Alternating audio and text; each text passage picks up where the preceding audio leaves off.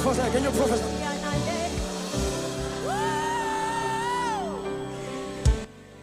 What him should do?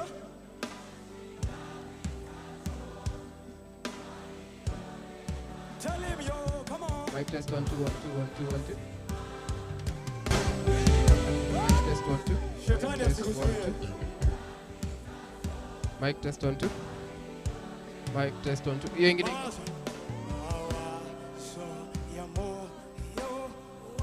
1 2 1 2 1 2.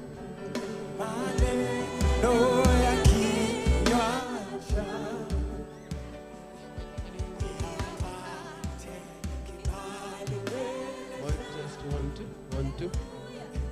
Mic test 1 2. Jamaa unanisikia? Unasikia vizuri?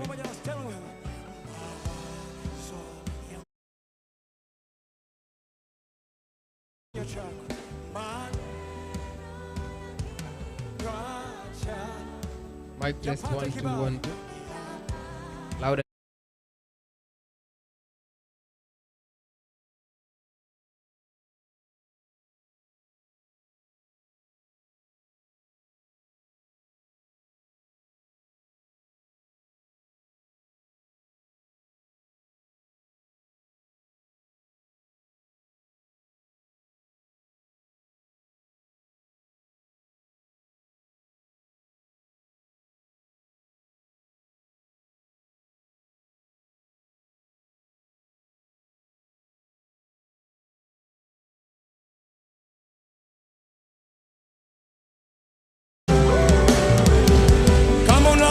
Can you prophesy?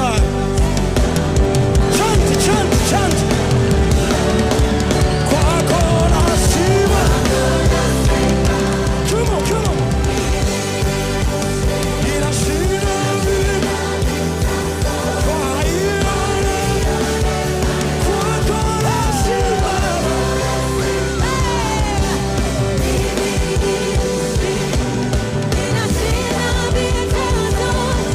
Bye.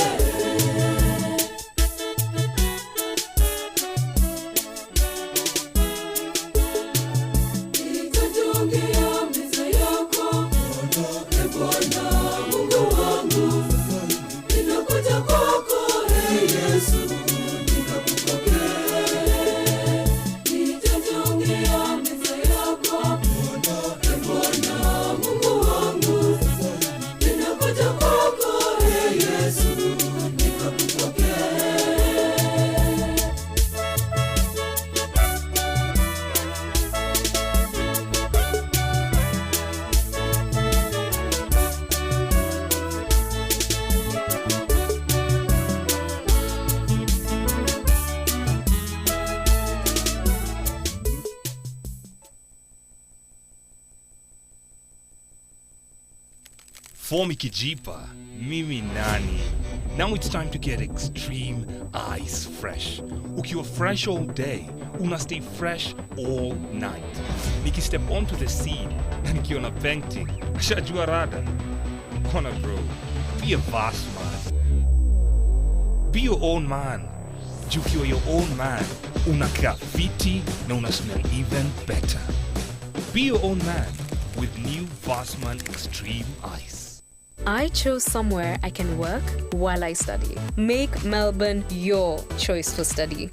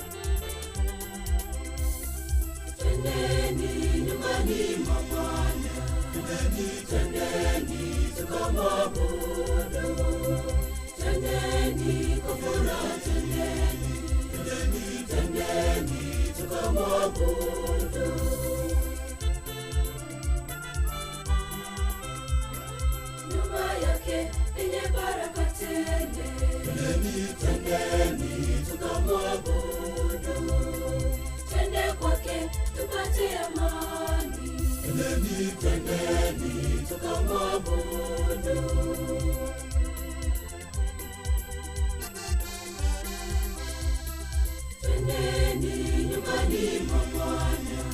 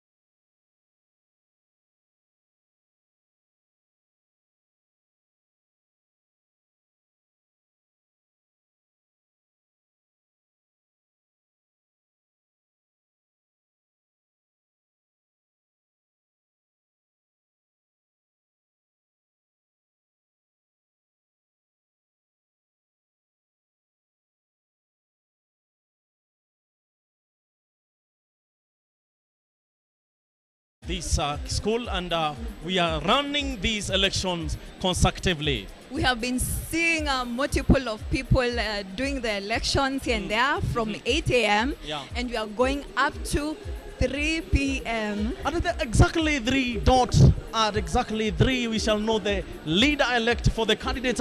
And as you can look on the screens, we have a lot of people who are voting for our candidates. And for more support, in here we have delegates, we have lecturers, we have students, and outside there they are still voting. Yeah, and let me tell you, there is a very, very stiff competition between these candidates. It means that we have got people who admires people to be leaders in our school. Yeah, they have been seeing all these things outside there, Yeah. and they are so determined to Yeah. be leaders. Yes. They are so determined to go outside there and shine. Yeah. And we are going to support them no matter what. Yeah, very true, our online viewers. Let's suggest things, one thing, let's support this in prayers or what we can do. But let me tell you, it's only the student who belongs to Kinapsa who can vote for these events.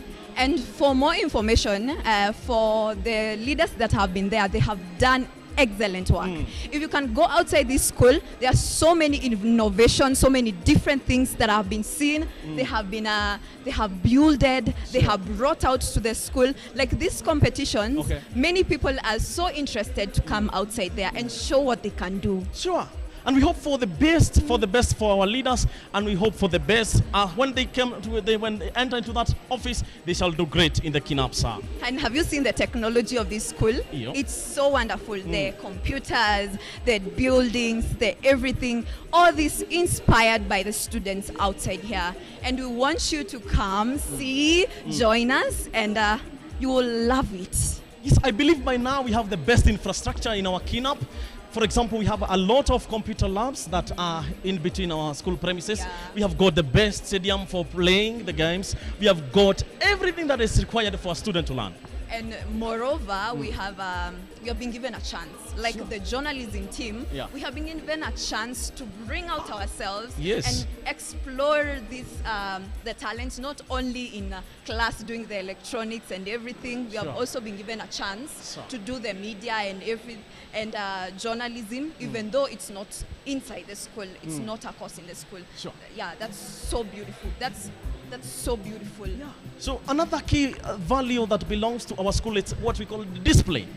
Discipline is our motive that is directing us in every corner that we go in Kenya. Yeah. Have you forgotten? We have leaders. Yeah. Those leaders that had been elected back then. Yeah. They have been showing talent, and they have been showing the determination. Sure. Every time here and there, watching us, what we are doing, what we are lacking, and they want to make sure that we fit in the school. Sure. Yeah. I can promise you, once you learn any course here in the Kinap, that you cannot be a valiant person in the society, that you can fit in every position in the society of the Kenya. Not forgetting Yeah. our lecturer. Yes. Oh my God. These people have this kind of talent. Have you ever been given a chance to teach grown-ups? Wow. It's so hard. It's but hard. these people have that talent. But actually, Yeah, and they are giving us this chance to read and to be able to do the pollings and to be able to do elections, to be able to lead even them. Sure. Yeah, so that's a very good advantage, and it shows that our lecturers believe in us more than we believe in ourselves. Sure. Yeah, and that's so beautiful. That's one thing that has made Kina continue growing, continue being the best of the schools around. Let me tell you one thing, my fellow journalists, to be that in every school we have non-teaching staff. Yeah. So every person with his own support. So every non-teaching staff is taking place in every part. Yeah, the food is amazing. Yeah. And everything. Yeah, they're keeping the school, everything. We are so grateful. So for without them, we cannot do anything. Yeah, and the school supports itself, the lecturers, the deputies, the deans, and the principal, the VC himself. Yeah. Everything is going perfect. Yeah. Thank you very much. Continue watching us. And my name is Monagori James. I'm Grace Washera. Stay tuned for results. We are waiting for the best. Yeah. Thank you. Thank you.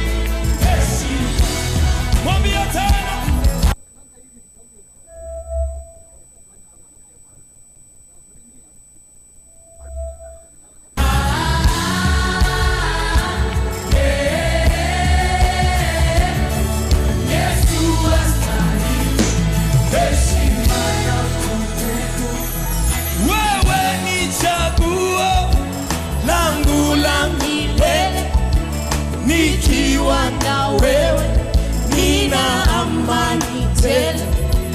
Nainua mikono ninakuabudu, maisha yangu yote nayatoa kwako. Yesu ni chaguo langu la milele, nikiwa na wewe nina amani tele. Nainua mikono ninakuabudu, maisha yangu yote nayatoa kwako. Kabla sija kuchagua wewe ulinichagua, kabla sija kupenda ulinipenda kwanza, ukaniketisha pamoja na wewe, mimi nikuwakilishe duniani, wewe uniwakilishe mbinguni.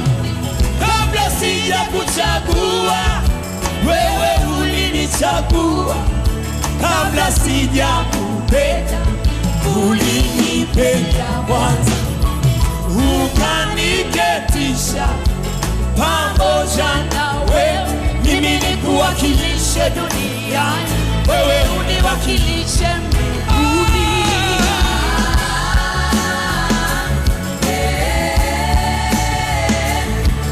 Yesu astahili heshima na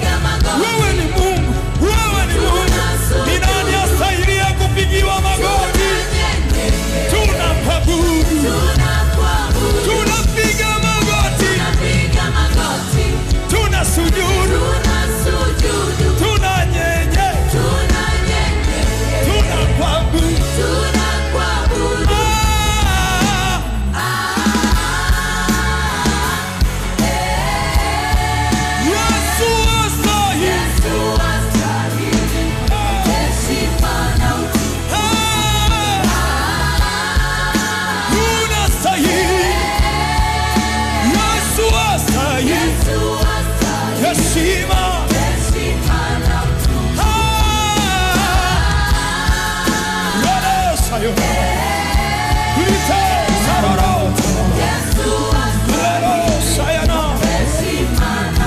Mwazimisha Yesu, astahili wewe.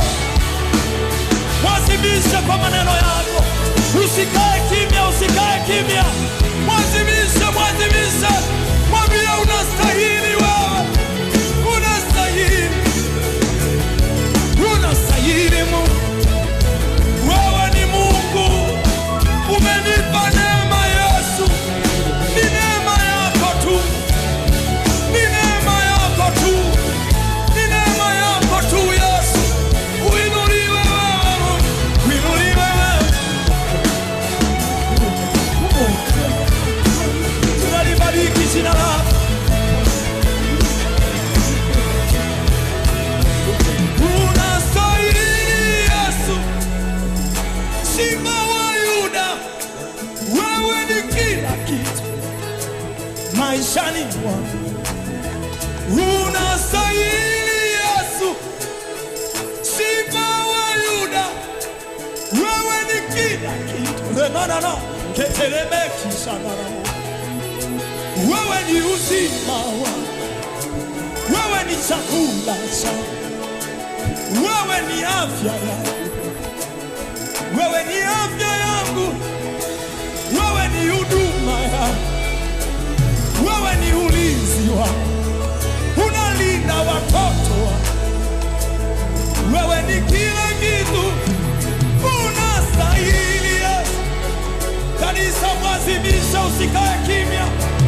Unastahili Yesu.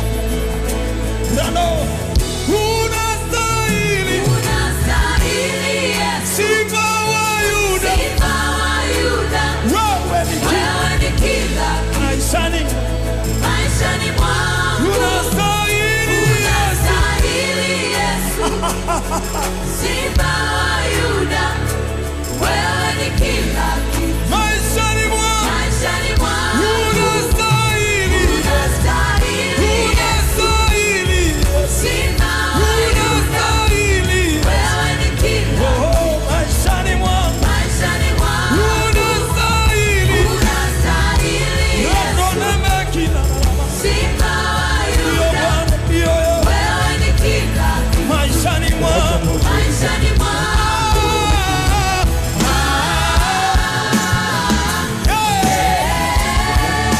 Yesu astahili. Heshima, heshima.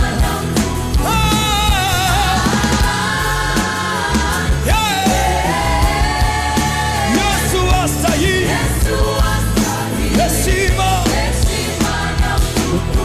Tunapiga magoti, tunasujudu. Ni nani astahiliye kunyenyekewa kama sio wewe? Tunapiga magoti tena, tunasujudu, tunanyenyekea, kanisa mwazimisha Yesu hapo. Mwambie unastahili wewe, unastahili maisha yangu. Ningefanyeje mimi bila wewe Yesu? Ningeweza wapi mimi Mungu? Nastahili wewe, nastahili Mungu wangu, nastahili wewe, nastahili wewe Mungu, nastahili Mungu, nastahili kuliko kila kitu ninachokiwaza, nastahili kuliko fikra za juu. Wewe ni Mungu, wewe ni Mungu, wewe ni Mungu, wewe ni Mungu, wewe ni Mungu wangu, wewe ni Mungu wangu jamani, wewe ni Mungu, wewe ni Mungu, wewe ni Mungu, wewe ni Mungu, nanosa, wewe ni Mungu. Hadi ni nani kama wewe? Ni nani kama wewe? Ratore kaseka yana teranana sanana. Unastahili.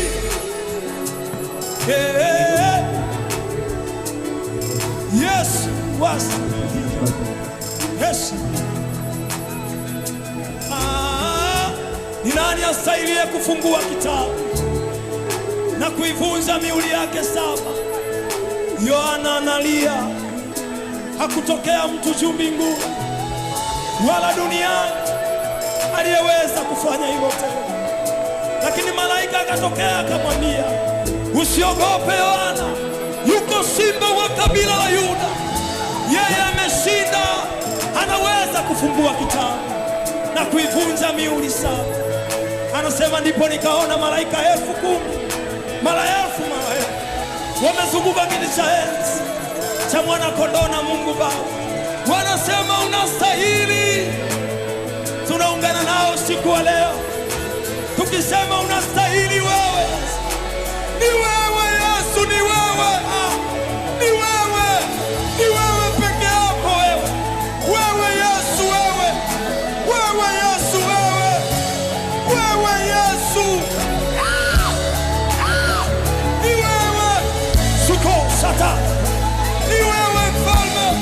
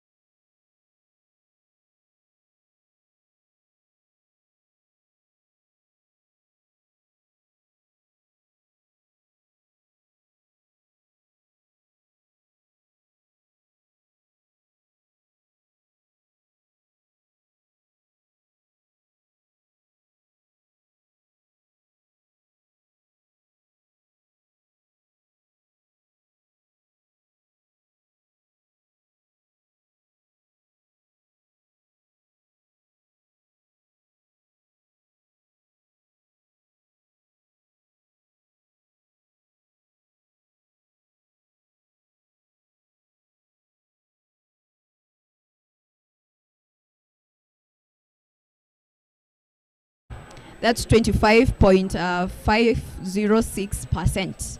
And as we have seen, there is a very, very, very big gap between the first and the second candidates. Yes, actually, if you take a keen look and a deeper look at the numbers, and if you are a statistician or a mathematician and you crunch the numbers, what you will observe is that there's a very big margin between the first aspirant and the last one. But this is not something to worry about. We still have some time left. If he has ground to cover, then he should cover it quickly so that he catches up with the rest of the aspirants.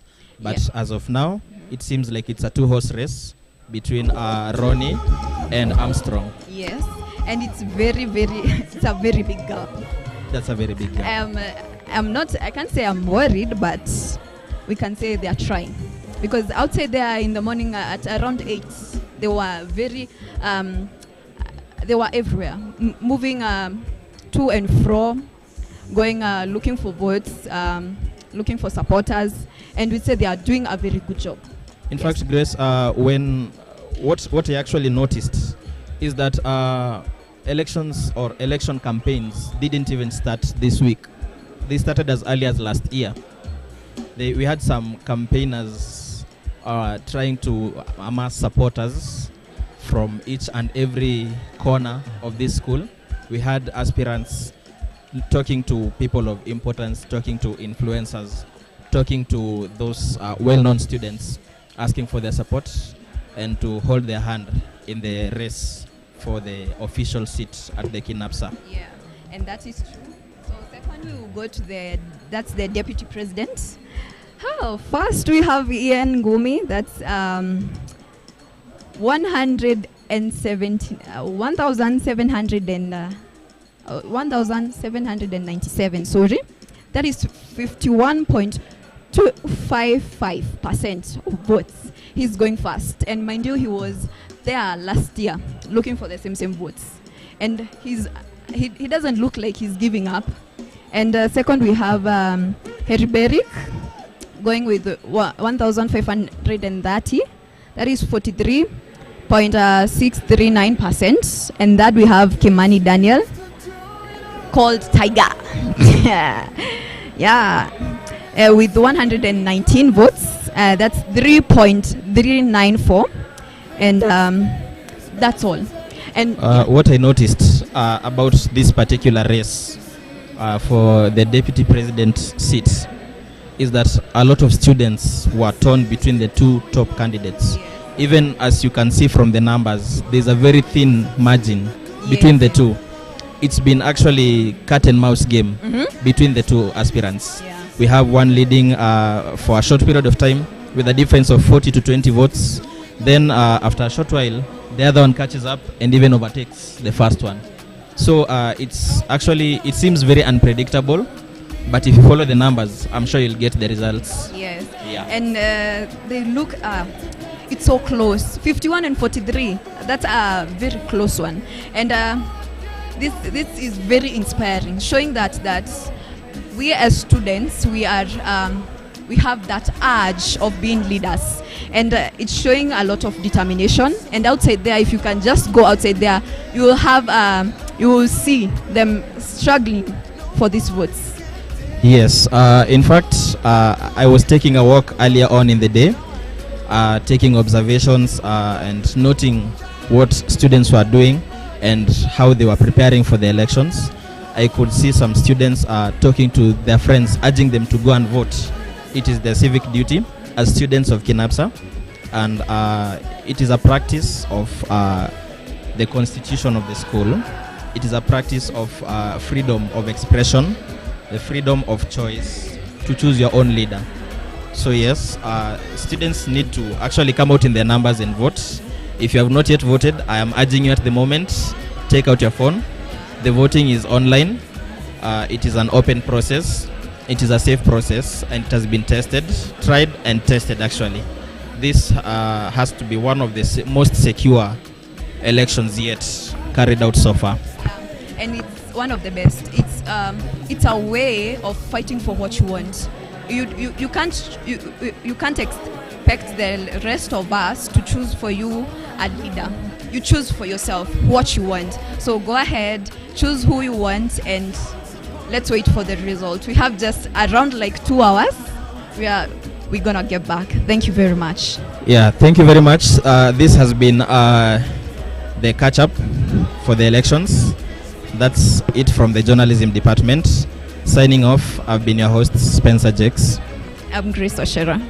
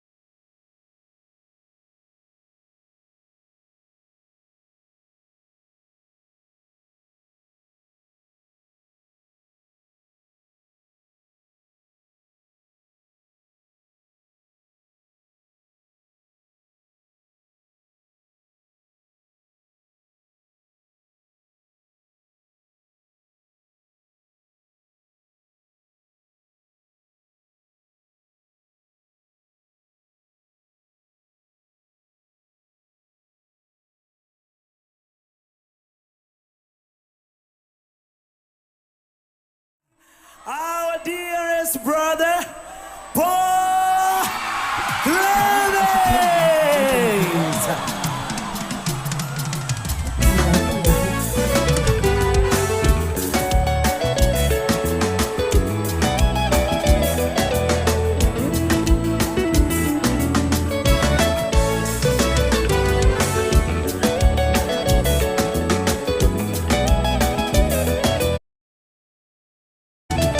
Yapo majina mengi yenye sifa nyingi, ila jina la Yesu limepita majina yote. Yapo majina mengi yenye sifa nyingi, ila jina la Yesu limepita majina yote. Yapo majina yenye sifa, ila jina la Yesu limepita majina yote. Yapo majina yenye sifa, ila jina Yesu limepita majina yote. Jina hili la kuaminiwa, jina hili la kutegemewa, jina hili ni ngao na uso ya mataifa. Tunasema mambo ni bulai kwa kweli. Jina hili la jina hili ni ngao. Well, thank you. Welcome again to the Kinapsa election. This is a stiff competition that we are having our candidates. Let us do at least some follow-ups on how we are continuing. Thank you, Mr. Bernard. Yeah, indeed. Today the election Mambo ni Vulai. That is the slogan we are going to use because Mambo ni laivu laivu. Mambo ni laivu laivu. Mbio kabisa. As we see, when we look at the docket for deputy president, it is very stiff. Absolutely. Very stiff. And the campaign is very small. Very small. And my question today is, who is going to take this home? Absolutely. Who is going to take this home, right? And as we say this, I have a question. When we are trying to come up with the winner, should we base it on their campaign or what will we do? Look, now the campaigners, as we can look on the platform of the live streamer, we can see that every campaigner had an opportunity of getting votes, finding votes in the school compound. So now it depends with how many people will vote for you. It will determine how many people you reached out on the campaign. Yes. Yeah, umesikia. Usiseme labda alibiwa, usiseme labda ati ni mitambo ziliharibika. Did you do your campaign well? That is another question. And also, I want to emphasize this. Whenever we are giving, whenever these people are giving us their manifestos, they are telling us a lot of things. And I have heard that there is this manifesto from this CS for Finance or about bursary. What will you do? What will you say about that? Let me say that I heard him saying about the bursary disbursement in every class. Actually, in the previous government, we had every 6 students in every class who are needy who were given the bursaries. Wow. And I think the minister who will enter into this government will still continue with this thing or even do better for more than that. Yes. So we are here to say that they are coming to do a greater thing from what has been done, right? And whenever you are coming to do something greater, mambo yako ni gani? Mambo yako yatakuwa live ama utakuwa behind the tent. We want a leader. It's a high time that leaders wenye wanakuja ni leaders wenye wanakuja tuwaone. Ndio? Si leaders wenye wanakuja wako huko live backbench. So another thing kenye nimestuka sana kwa sababu kuna huyu pia wacha nisimtaje. They were talking about mimi nikikuja you will not even need this gate pass, right? What would you tell our people about them? Well, I got you, Mr. Bernard. I heard of one of our president aspirant talking about scanners. Well, scanners are very nice devices for scanning and collecting data from every student that will enter into this ground of the Kinapsa school. Now, these scanners, he is saying that it is going to collect 10 students per minute. We're going to wait that because now it will bring a lot of flow in the school and there will be no any delay in the gate. Yeah, and also to add on that, I think it will be also a very great way to help the administration when doing their budgeting, right? Absolutely. Because whenever they look at this is the number of people, of students who have come to our this month, how many students have we engaged with, right? Absolutely. And even when we are doing our allocations of resources, our allocation of funds, it is going to help them. Okay, so this is to you. Usikose kuscan, right? Don't fail to scan your whether it's a finger, whether it's a facial scan, because we're gonna wait that a big day. Now let me ask you, Mr. Bernard, how do you think about the incoming ministers who will go to the sports, to the bonding, to the catering? How do you think they shall do, or how do you think they shall do this school? Oh, well, I have been able to interact with some of them and I am hearing they have really good things because some of them are even talking about when I'm going to come to this docket, I'm going to be very visible to you. I am going to be there with you. Whenever you want me, I'm just going to be phone call away. I hope you mean that, right? Because when they mean that, it means that catering, it means that their facilities are going to be great and big, right? Because we are seeing a lot of changes in Kinap, right? We have even seen at the block A, the kitchens, the gases, the cylinders, every equipment is new, it's very fresh. Like you will see even as a student, I am going to go to learn in a place like that.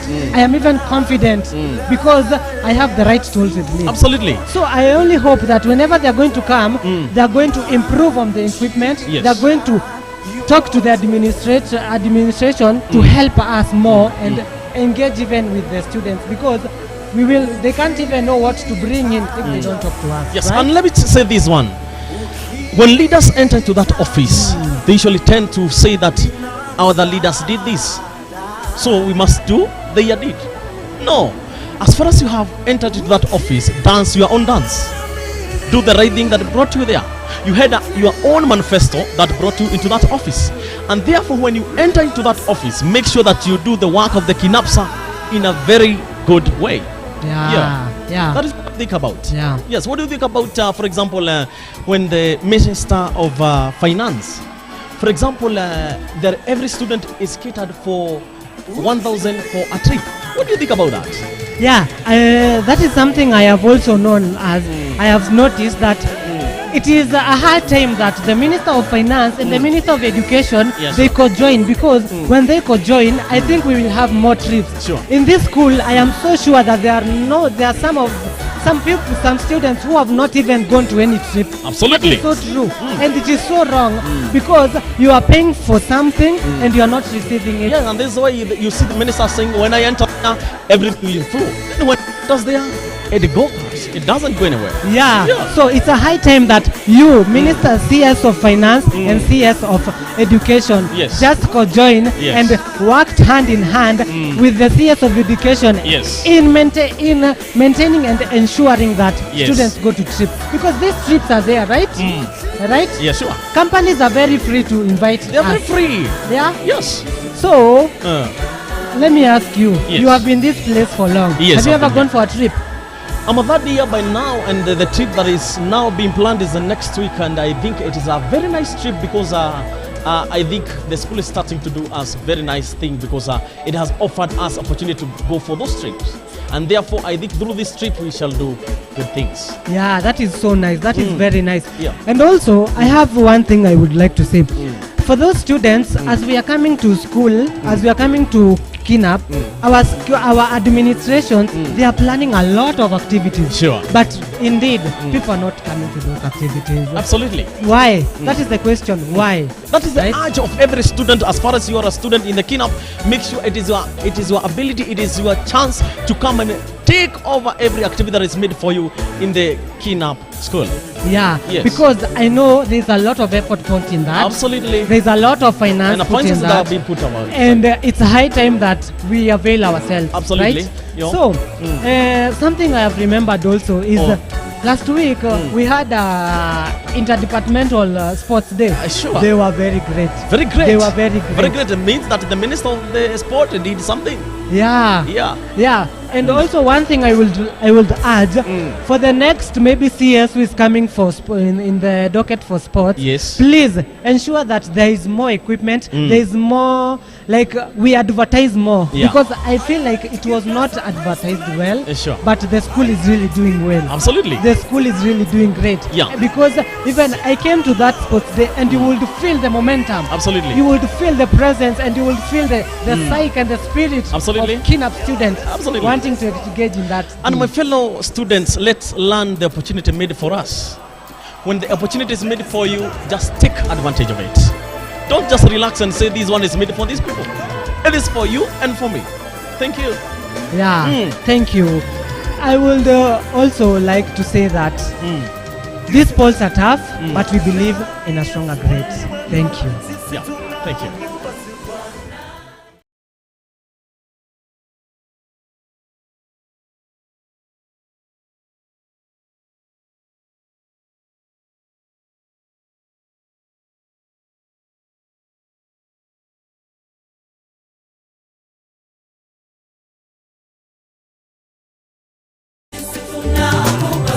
Usifiwe milele na milele, twakupa sifa. Bwana Yesu wewe ni mwema, sisi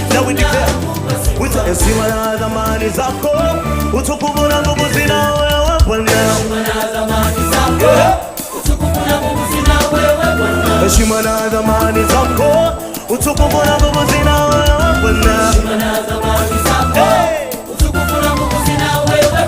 Usifiwe milele na milele, twakupa sifa.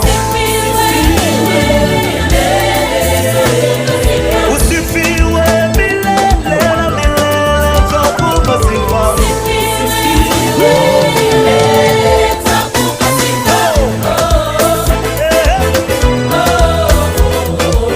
Let me see you dance for the Lord. Let me hear you say.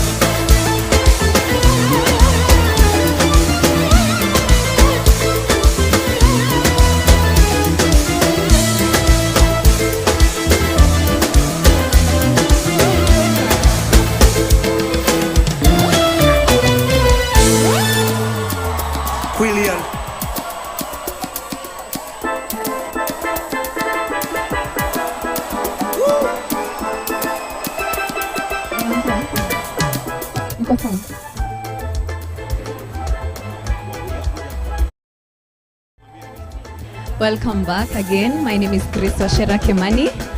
I will be having a guest here. I would love to welcome her. Yeah, I would love to welcome her here.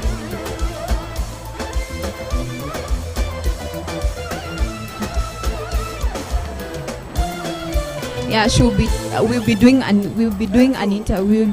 We will be interviewing her about the school, about the elections, and she will tell us more of what is going on. And we would love to know and to have an expounded information of what is happening here at Kiambu National Polytechnic. The elections have been going on so well.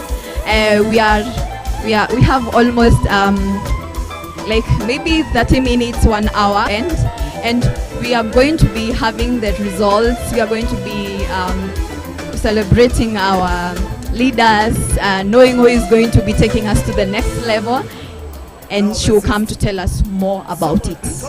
Yeah, I'd love to welcome her here. And before she comes, I would love to give you a preview of what has been happening. We have the presidential, the deputy. Those have been the ones that have been so tight that everybody is going and electing their leaders. They want so much their leaders to come out. Everybody is running helter-skelter, going for searching for votes anywhere they can get. Would love to welcome her here now. She's ready. Let's welcome her here. Yeah, here she comes.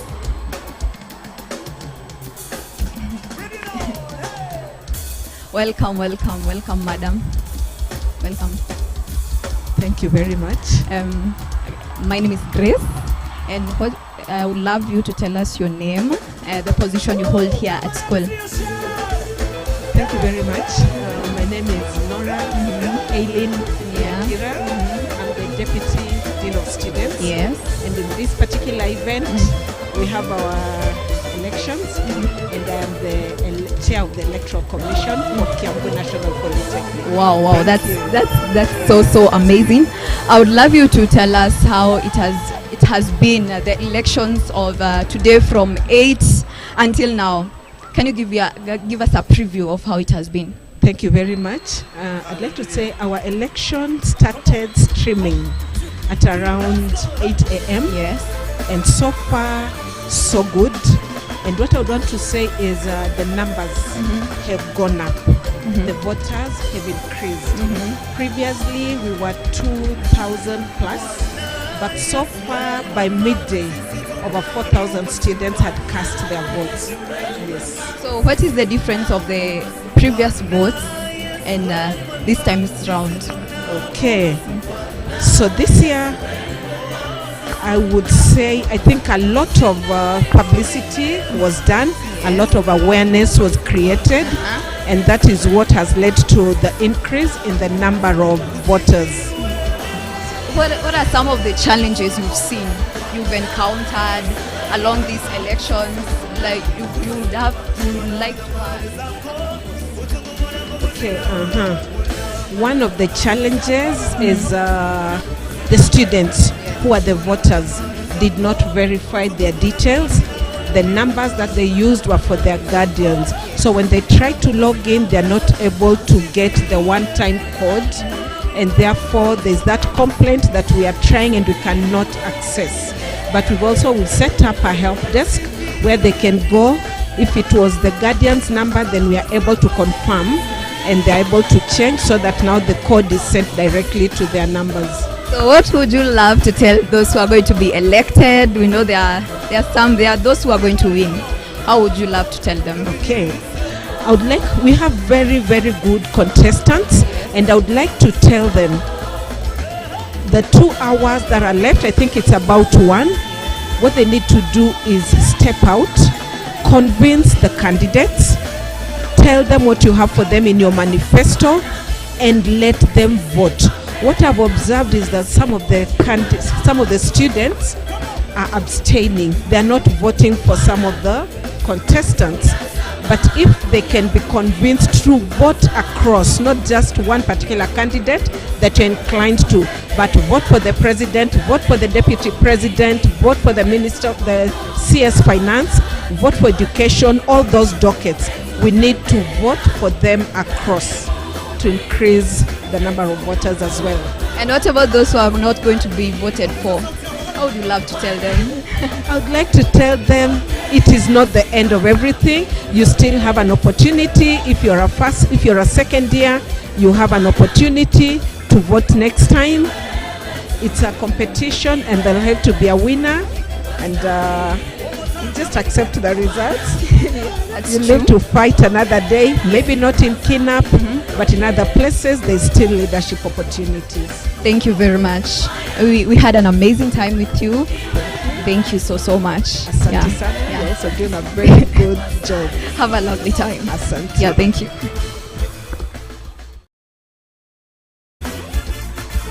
So that was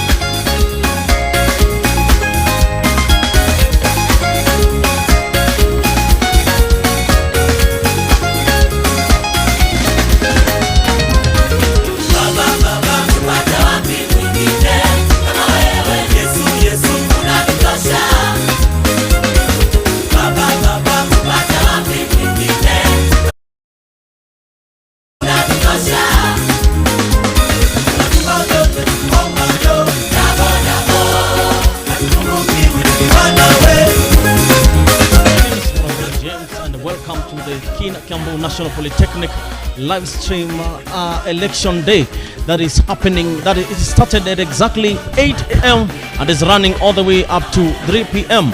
I hope everything is going well. As we can see, there is a very, very big and stiff competition that is heading to our candidates and who are going to enter in the Kinapsa election candidates. Now I want to hear from several interviewers who will answer some questions on these events that are coming to into our school, and also to hear about their views on how they expect from our leaders who will enter into the government of Kiambu National Polytechnic. Welcome very, very much our viewers from online, wherever you are. Let us celebrate this day, because we're gonna have our winner at the end of the day. We are gonna have every seat occupied by every candidate who vied for this seat. And now I want to hear from every view from our interviewees about this event. And we're gonna see very, very big changes according to different institutions, according to every person's perspective, and we want to hear everybody suggesting his own views. Welcome very much. Thank you. Yeah. My name is Muraguri James. I want what is your name? I'm Mark Buchunju. Thank you. The President, Kitale National Polytechnic. Kitale National Polytechnic. Yes. Yes. Now I want you to ask you one question. How did you held your elections previous elections? No, we used the mulolongo, the casting, the ballot, okay. Casting ballot papers. Okay, casting ballot papers. Yeah. So how do you see the difference between the online voting and the ballot? Which is most effective according to your own perspective? Not according to my perspective, but what I've learned today. Okay. Actually, I've realized that the world is changing. People are doing things online, and what I've learned today in Kiambu National Polytechnic is that the online voting, it minimizes paperwork. Absolutely. It is reducing the congestion, okay, the delays, and of course it is helping us, because we've realized that today even students who are even on attachment, they can just be able to vote online. Those students even who have not reported but they are still students, they've not finished school, we've realized they still vote. Sure. So, and it also increases the number of students who are supposed to vote. Absolutely. Yes. Let us hear view of our lady here. Let us hear her name and where do you reside, or which institution are you? Okay, I'm Cherono Abigail, the current Deputy President, Kitale National Polytechnic. Wow. And I'm partaking a course in Diploma in Computer Science. Thank you. Let me ask you one question. How many are you in your school? We are over 12,000 students. 12,000 students. Yeah. And now, because now you are the winners of the previous election, maybe you can quote the votes that you got from previous election. Yeah. As the chairman, I won with 1,300 votes. 1,300 votes. So yes. That was very tremendous. Eh? Yes. How is the government working in your institution? The How government, we are working well. We are making sure we are delivering what we promised to students. Absolutely. Yes. Let me hear from her. How do you manage your office according to every minister that comes to your office and requests for support? How do you deal with it? Requesting for support how? Yes. For example, if a minister of finance comes to your office and requests for finance to support needy students like bursaries, how do you do in your school? Okay, we have students' welfare, which we get funds from. Maybe we have some stalls of which the funds are accumulated in the students' account. So from those funds is where we get this money that we can separate and say, let this one go for the bursaries, let this one go for this and this. Wow. Yeah. Mr. President, let me ask you a question. How do you make sure that the discipline is well maintained in the school and also the drug abuse is not built in the school? One thing about discipline, we have got societies in school. That's the Muslim, the CU, the Christian Union, the CSA, the Catholic Students Association, and in this, we've always instilled and appealed to our students to maintain discipline. We have got also the guiding and counseling office, where students who are involved in drug abuse, we always take them there for guidance. And at the same time, we have got forums like Men's Day, We have our forums like Ladies' Day where we talk to our girls. We talk to men to maintain discipline and to be students of good character. Wow. Yes. Another question maybe I can ask you is about the registration of the student when they enter into the school in the morning. How do you do it in the gate? No, we use biometric. Biometrics? Yeah, we have got biometrics in our gates. Now, according to our own manifesto, I can hear one of the president speaking about the scanners. How can you suggest about the scanners and the biometric? Okay, I understand the scanners also, the biometric is also a scanner by itself, but now they are talking about the facial scanner. How it far from the biometric? I think the scanners are somehow better. Yeah. Because you know, we come from different backgrounds. Absolutely. There are those who have hustled till their fingerprints are not visible. So when you're going to place there your fingerprint, the machine cannot read your fingerprint. So you find it very difficult for this student to enter. Like the machine can't load his fingerprint. But you know the face, it just scans your face. Absolutely. Then it opens the gate for you. Wow, thank you. Yeah. Let us have from our DP about this question. About how do you deal with, how is your organization dealing with the students who are not attending the classes? How do you deal with them?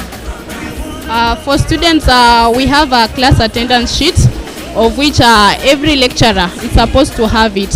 And we have also class tutors who goes through the attendance and goes through the student list in class. So the tutors also communicate with the student and ask, why are you not attending classes? What is happening? So they also hear if the student has a problem, they get to know and they get to know how to help them so that they can be able to attend classes. Thank you very much, our viewers. You can see this is the Kitale institution that is conducting with us for this election day, and it's a very, very big day. So continue watching us until 3 p.m. that where we shall know the winner of the day. Thank you very much.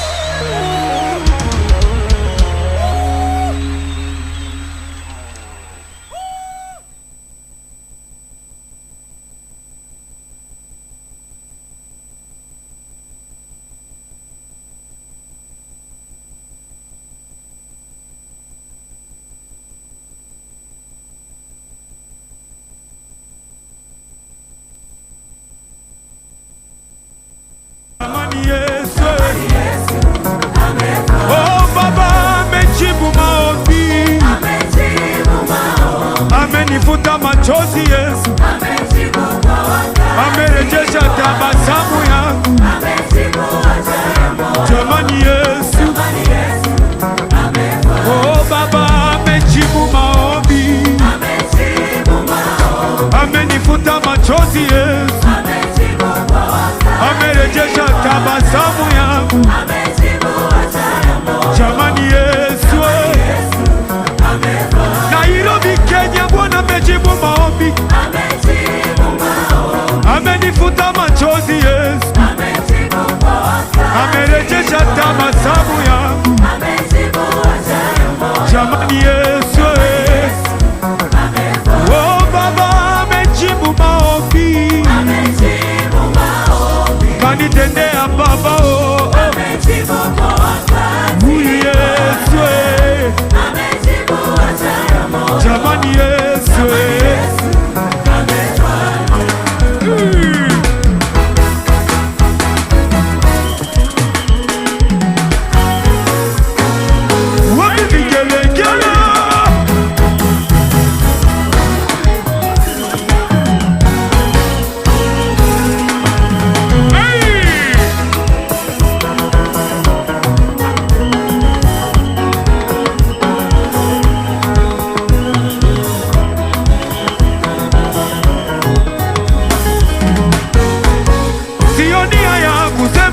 kwamba ni wewe.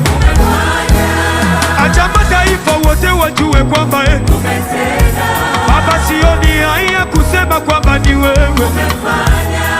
Acha Nairobi yote wajue kwamba Baba, sioni haya kusema kwamba ni wewe. Acha Kenya yote wajue kwamba ni wewe. Huyu Mungu ninaye mwamini, anayofanya kwangu ni mambo ya huyu Mungu ninaye mwamini, anayofanya kwangu ni mambo ya amejibu maombi, kanitendea Baba, huyu Yesu, jamani Yesu, Baba amejibu maombi,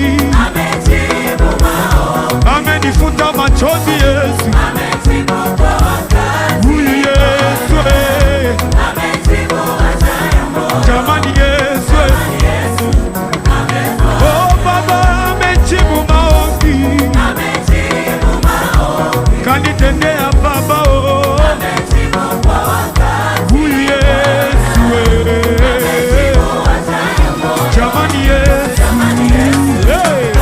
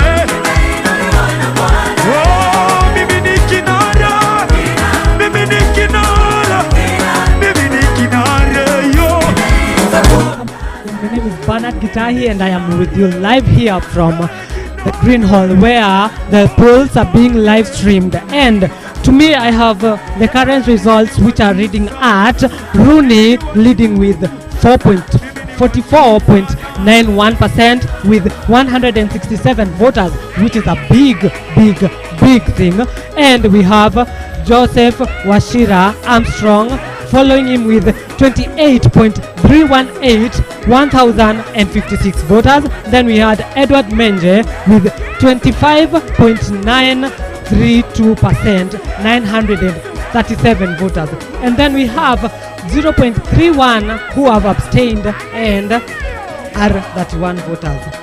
Next I have with me, which are, as we can see, a lot is happening, but we are staying strong. We are staying strong with only 1 hour remaining until we know who is our president. With me next is the deputy president docket, which is leading with Ian Ngumi with 52.653%, 1,965 voters, and followed by Mwenda with 42.310% with 1,579 voters. Then Kimani Daniel Tiger, who is following with 3.349% with 125 voters, and we have 63 who have abstained, with making it 1.688%. Then we are so strong because we know that this is where we get our next leaders. The other docket I have with me is Secretary General. Leading is Harriet Wamboi with 50.094% and with 1,870 voters. Following her is Lisa Moiruri with 48.540%, which totals to 1,812 voters, and 51 who have abstained, which calculatedly comes to 1.366%. It's a big thing, it's a big vote.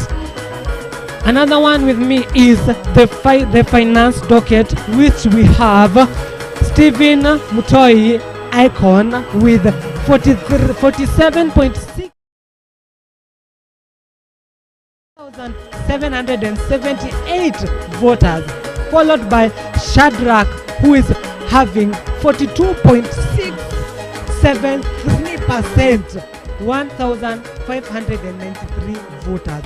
Then we have Brian Kijana Nakazi with 8.036%, having 300 voters. And we have 62 voters who have abstained in this docket, who are totaling to 1.661%. Next with me I have the education sector, which is being led with Regan Kenywa Njoki with 61.435% with 2,294 voters, followed by Charles Owira with 36.288%, totaling to 1,355 voters, and 85 who have abstained, having being 2.276%. Then we have the lucky bird, Kafeith Kazu, who has no opposer.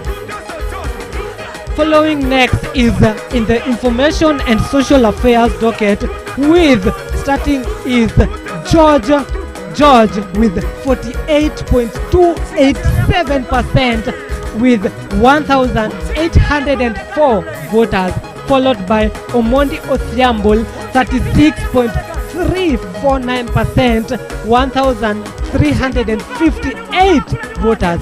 And then closing the docket is Augustine Shege with 13.23%, 494 voters, and we have 80 who have abstained in this docket, total having it to 2.141%. And closing the poll is the boarding sector and maintenance, with Mbogua Melanie with 57.796%, 2,161 voters, and Margaret Njoki with 40.385%, having a total voter of 1,510 voters. Thank you. 68 who have abstained. Okay. That is a lot. 1.81%. So, Mr. Bernard, how are you seeing this stiff competition that is going on here? Ooh, the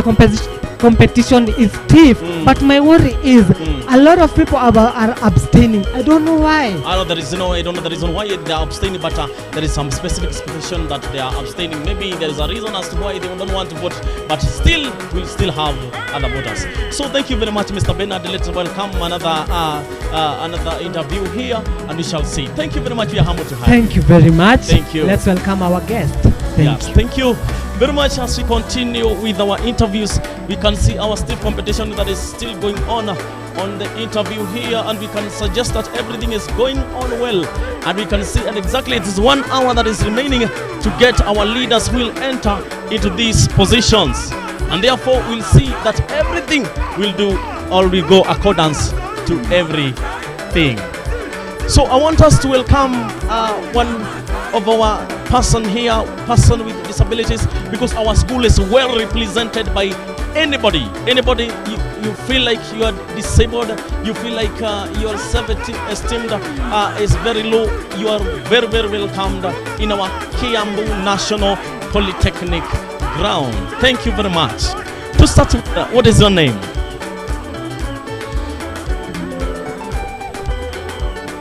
Okay. So this is your camera, and therefore, so let me do something. Oh, it's on. Yeah. So this is your camera, and this is mine. So, can I get your name again? What's your name?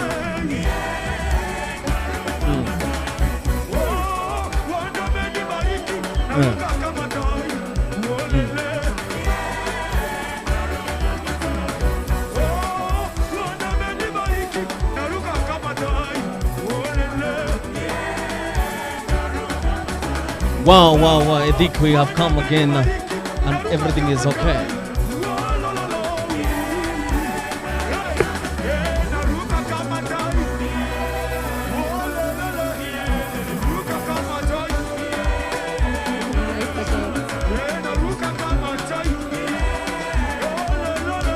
Oh, I'm pursuing a computer science level 6.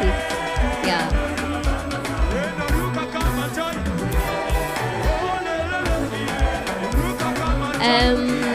I've been hearing a lot about this institution since I was back in high school, and honestly I can say it's a good school. And also I've heard from some alumni who used to be in this school, and I can see they are well motivated, they gain skills, and they are a product out there.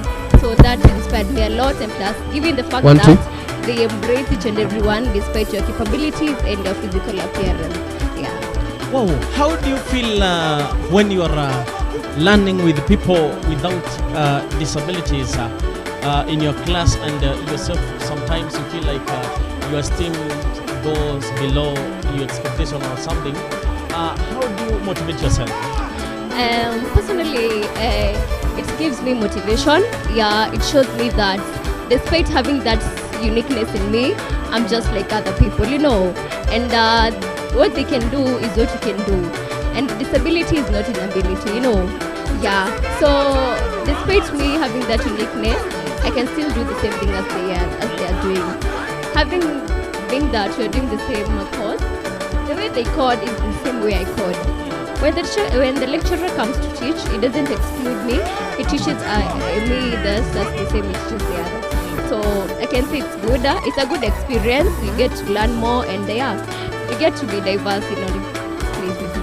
Yeah. Well, let me ask you one question concerning people with disabilities that are in this school. I know you relate with people that also with disabilities. How do you think? Do you have an organization that you come together with those people with the disabilities, or you just relate to one another in any? Can you talk about it? Okay. In school here we have it's not like really an organization, but it's a group. Yeah, it's called the Differently Abled Club group. Yeah, this is where we meet, we share our ideas, and if there's a problem we raise, and the school comes and takes good care of it, and it's good. In terms of mobility, I can say the school is perfect, because each block you can find the ramps. For those who cannot access ramps, you have the lift. Wow. And being privileged, we got the honor to be given class keys to be using the lift. Wow. So you don't have to struggle. Yeah, so you can see it's a good experience, and it's nice. Yeah. Wow. Let me ask you a question. Are your grievances heard by the administration? Yeah, 100%. 100% heard. And let's say, like for example, I take an issue right now. By the end of latest Monday, they will have dealt with the issue. So it's good. They're running smooth, and there's no problem. I can't say like if I said it. Okay. Now, how can you advise our viewers who people with disabilities to join our school? How can you advise them? Yeah, I'll just tell you out there, you've done your KCSE examination and you're just wondering where you can join and get to pursue a career. Let me tell you, Kinap is the best place to be. This is a place where you can come and gain skills, and just as we say, skills for resilience. I'm telling you, when you come to this school, you'll never regret it. It's a good school. They have all the facilities that you need. Anything that you need, feel free to come here. And just know that disability is not inability. It's just that you have that uniqueness in you, and you can do it. Together we can make a community better. Wow, thank you very much, our viewers. You can hear that disability is not inability. So anybody here, they are out, you passed your examination from Form 4 and you feel like your motivation is too low that you cannot join because it's only acceptance of your heart. Once you accept yourself, and everything will go as good as possible. Thank you very much. Continue watching us till 3 p.m. Thank you.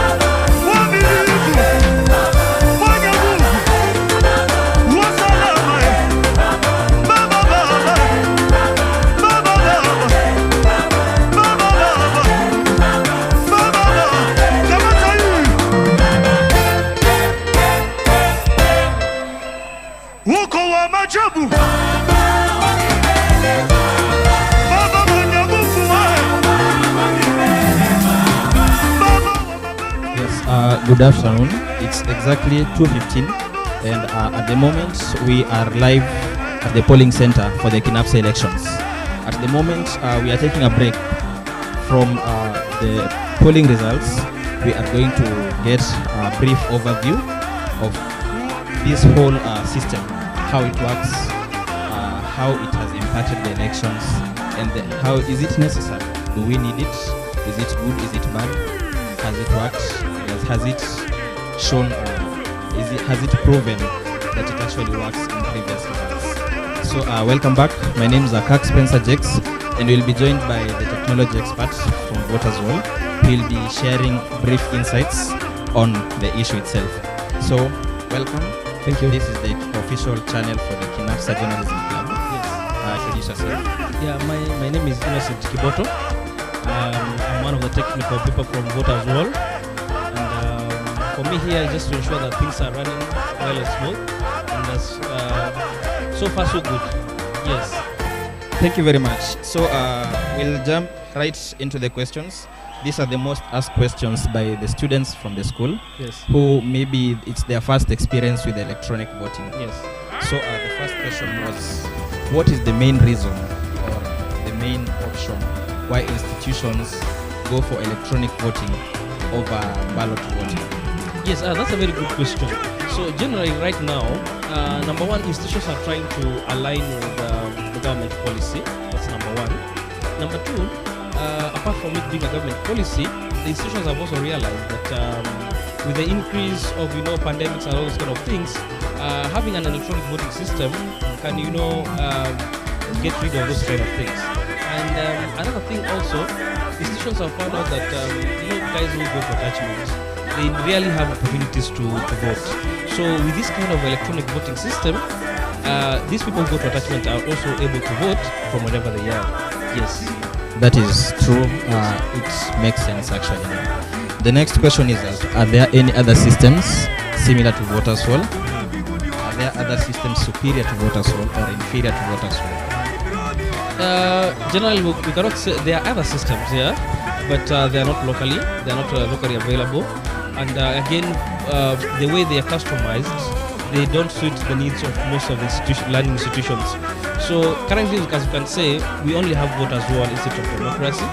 And our systems is tailored to whichever setup the institution have. We have the delegates type of voting. What we are using here at Kinap is the direct type of voting. We have elections going on at Kiambu National Polytechnic, which for them they are doing the college type of voting, whereby after I think 2:30 they are going to close and they are going to go to a second round of voting from the delegates which are going to be elected. So basically, voters roll it's only voters roll. That's the only solution we have for the institutions and electronic voting. Thank you. What are the safety measures that voters roll has taken to ensure the integrity of the voters, the integrity of the system, to ensure that there is no whatsoever kind of cheating? Yeah, that's a very good question, and it's a question which is actually very much asked. It's almost the most asked question. What voters roll has done, number one, we have employed what we call two-factor authentication to ensure that before someone is able to be presented with the electronic ballot, they are able to be authenticated using an OTP. The other one, the system, voters roll has what we call encryption. We've employed encryption mechanisms to ensure that between the time that the voter has voted to where the results are transmitted, they are being actually encrypted in between, so that to prevent things like hacking or manipulation in between. Yes. Okay, thank you. The last question. Yes. Hopefully it's not the least. Okay. What are your observations over the period of time that you have overseen voting through voters roll? What are your observations on voter turnout, choice of maybe candidature, and maybe the mannerisms in which the students vote? Yes. Is there a period of time at which students vote in large numbers and where there is almost 0% of voters? Yes, we have identified some patterns when it comes to voter turnout. So what we have realized is that most of the time during the first 3 hours of voting, we have a lot of traffic and voters are voting in large numbers. And towards the end, maybe an hour towards the end, you get votes trickling in very slowly. For today here at Kinap, we have had excellent voter turnout up to this time. We are over 3,500 right now, which is higher than what we had last year because the voters roll also conducted the elections last year. And people are impressed because despite the rains which were there, we are able to see a higher voter turnout, which would not have seen if people were to vote manually and then it rains as it was raining in the morning.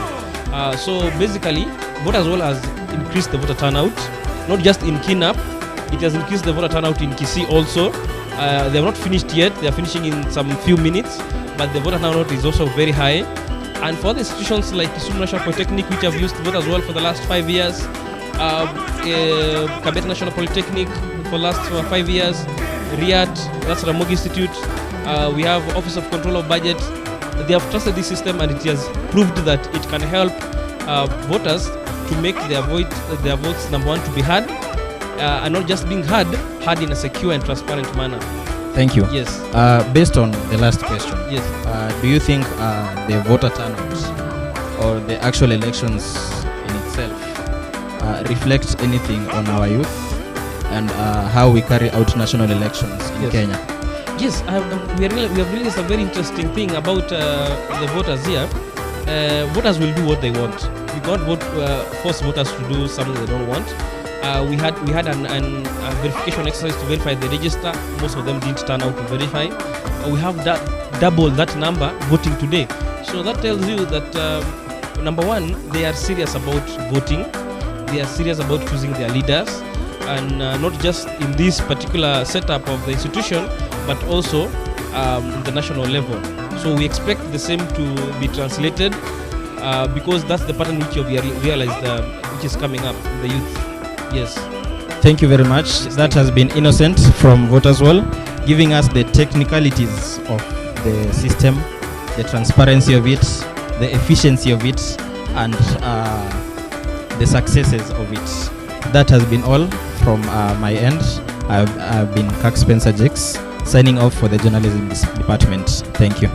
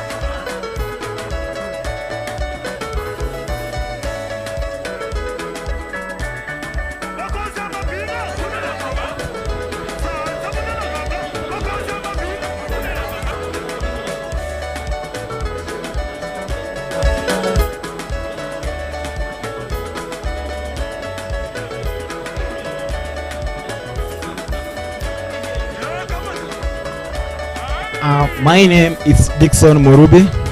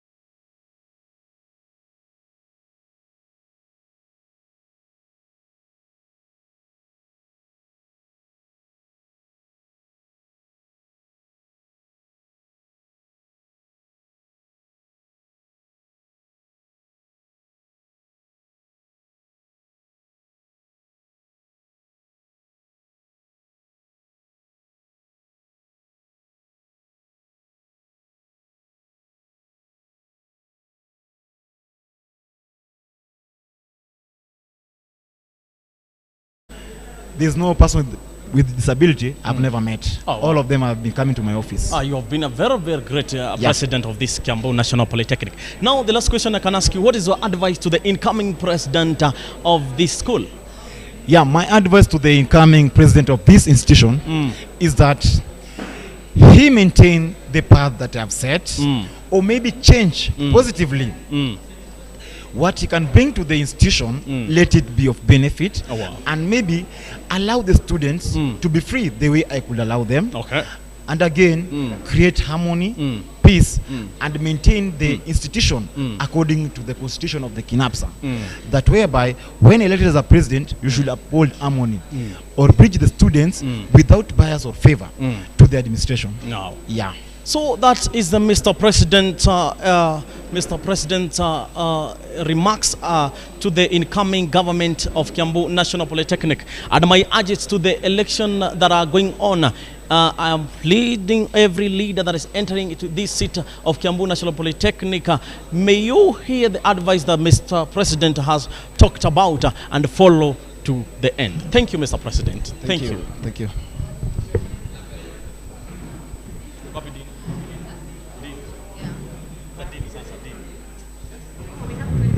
Can it last 20?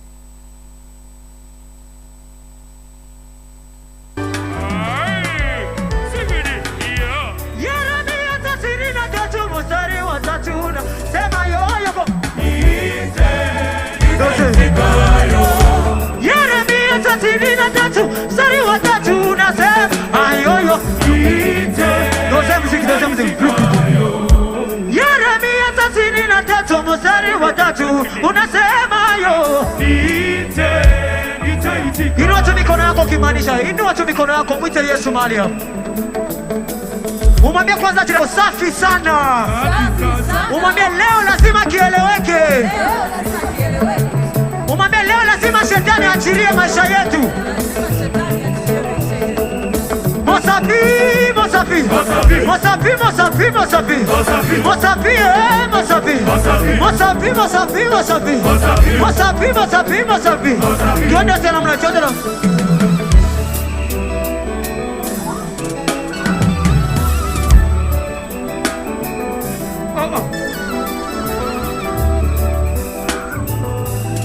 Kenya bina na yo. Nairobi bina na yo. Nairobi bina na yo.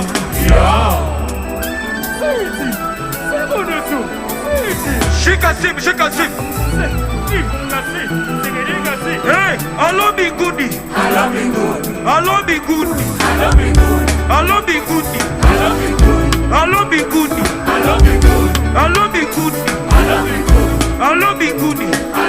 Baba nataka mani. Nataka mani. Nataka mani. Nataka mani. Nataka mani. Nataka mani. Hey, alo binguni. Alo binguni.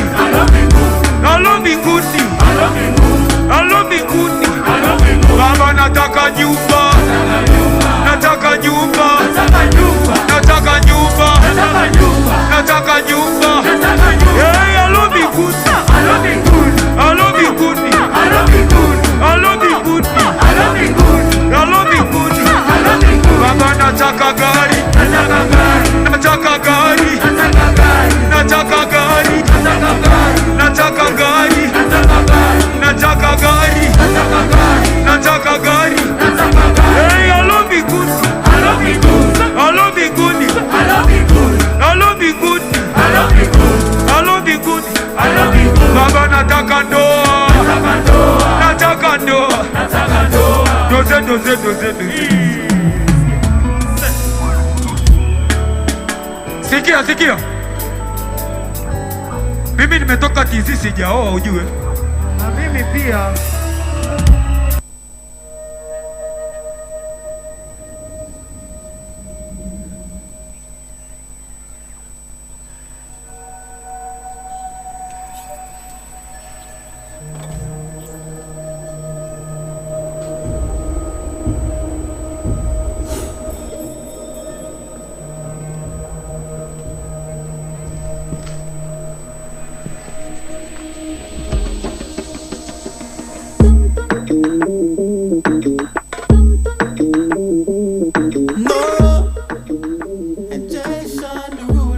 Welcome once again. My name is Grace Washera. I would love to invite one more guest with us, and I believe he has a lot to tell us about the elections. Welcome.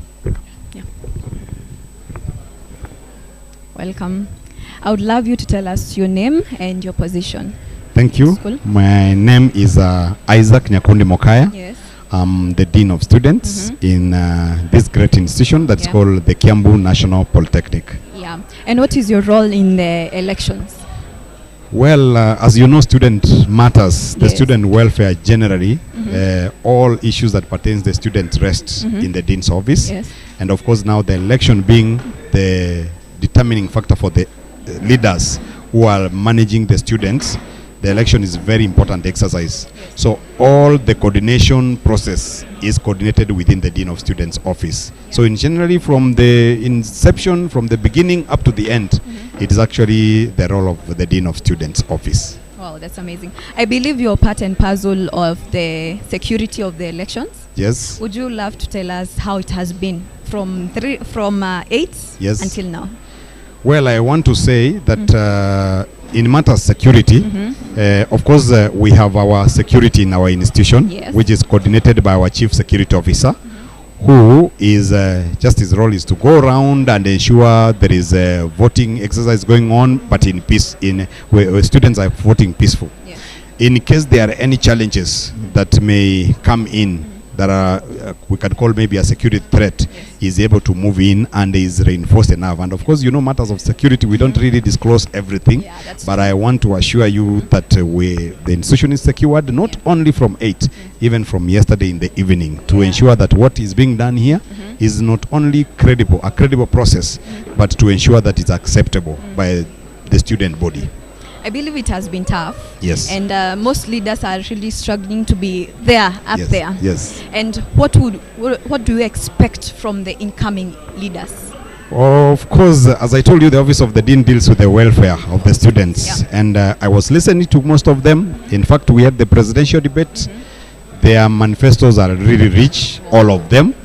And probably I expect whoever is coming up, we run a very open door policy in our office. We listen to the students because we are there because of the students. Remember, if the students are not there, then we are not there. So we have to listen to them. And I know they are that which they have promised to the student body, we will work together. Our office is to ensure that that which they have promised, and as long as it's achievable, we push for it so that it is they are able to deliver at the end. Otherwise, my role is to support them. Anybody who is going to be elected, we are going to support them and ensure that they are doing it in the right way. Wow, that was very wonderful. I believe you have something to add onto all of that. Yes. So I want to first thank the viewers, those ones who are elsewhere looking at this, what is going on. As I've said, this year, we began last year for the online voting, and it has been a very good process that is done by a software that is given by the Voters Wall Institute of Democracy.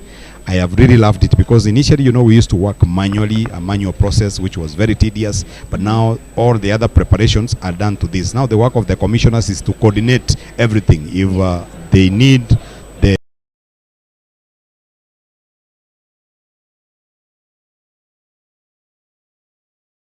that it's a happened way, and generally actually it's acceptable because the results are streamed real time. As they vote, the results are projected real time. And I know in a little while, as from 3, we are going to be here for the closing ceremony. We have announced that all the students, those ones who can be able to manage, they can be able to come to Green Hall. That's where we are going to have our closing ceremony, and we pronounce the winners as at what has been displayed. And also, for those who may not be able to manage, there are those ones who are in the cafeteria. We are also going to, we are connecting them live. They'll be able to follow the proceedings. And even whoever is at home, they will go to our YouTube page, the Kiambu National Polytechnic. They can be able to follow us live for the closing ceremony. Wow, thank you very much. Thank you. For your time. Thank you. Thank you for listening and answering all the questions. Thank you very much. God bless you. Yeah, bless you too. Thank you.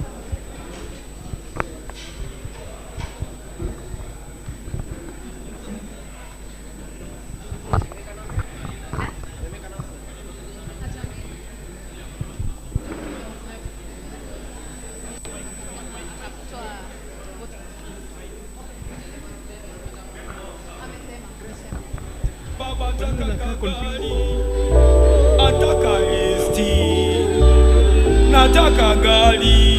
Baba sina tamaa, nataka gari. Daladala zimenichosha, nataka gari. Wale wenzangu pokea gari.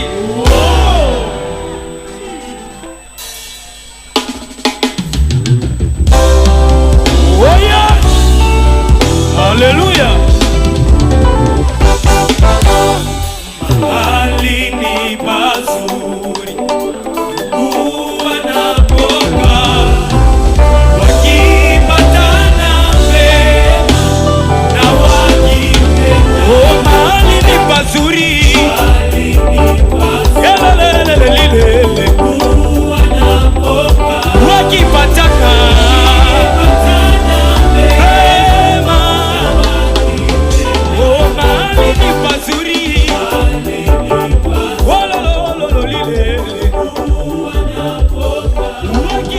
Thank you very much as we continue to our Steve election this day of Kiambu National Polytechnic. As we continue to see how the elections are going on, we still have another interviewee that we are going to listen about. Let us see his view. Thank you very very much, Mr. Benjamin, and God bless you for coming. Thank you. Yes, what's your name to start with? My name is CPA Bidan. Okay. I'm the professional internal auditor. Thank you. And a compliance auditor. Oh wow. Yes. Maybe briefly you can talk about your role in this election. My role in this election is just to evaluate the risk. Okay. And as well as to check the compliance based on the Kinapsa, that is our constitution. All right. And as well as based on the procedures that have been laid down by the Kiambu National Polytechnic. Okay. That's my concern. Mr. Benjamin, I understand that you are in the administration. Yes. Now, in upcoming government, which support are you going to give them? My support is to be advisory support on matter relating to the procedures, on matter relating to conducting their business, and as well as supporting in any other skill that they require. All right. Yes. So maybe out of co-curricular activities, how do you advise the fellow student on the co-curricular activities? On the co-curricular activities, I would say this. It is out of the co-curricular activities you are able to know your talent. Right. And you are able to know also what you are best in, apart from being educated. Absolutely. You could be having the skills. Those could be more important and equally important, like with the education, the same training that you are going to escort. Yes. But in the co-curricular activities, where you can get the best talent, which can take you far. Yeah. Yes. So the last question I can ask you, Mr. Benjamin, is this. My name is Bidan. Sorry, Mr. Bidan. Yes. Now, according to the statement that I'm seeing on the screen about the president, can you talk about the gap that is between the president and the vice of the first seat? That is I can see first president has a certain gap. Can you talk about it? The stiffness. Is this popularity of according to the person how gained the votes from the fellow students? First, I may not wish to comment because I'm an independent observer. Absolutely. I don't want it to influence anything, but independent, I would say, let the student exercise their rights. Yeah. I'll comment that in my report. Absolutely. Yes. So thank you very much, Mr. Thank you. Bidan. Yes. Mr. Happy Bidan. also. Thank you. Yes, thank you. Also Mr. for that James chance. Owero. Okay. And God bless you. Be blessed too. Thank you.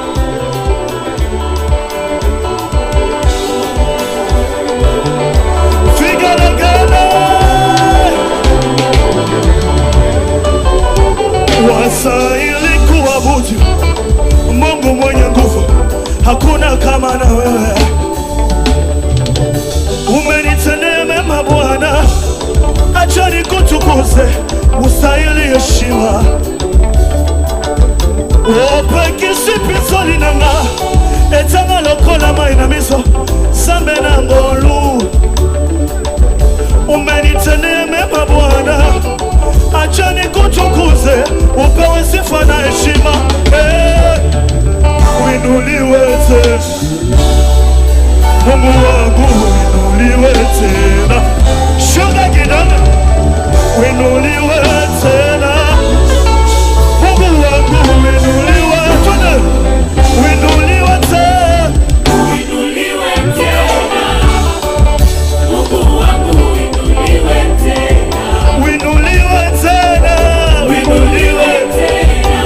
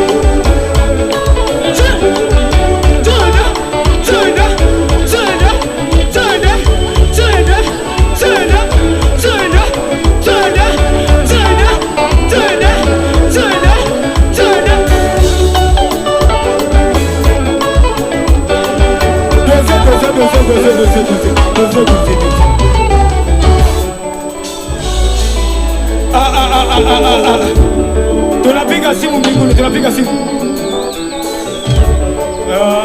Piga simu. Uko wapi? Haujachukua simu. Piga simu mbingu.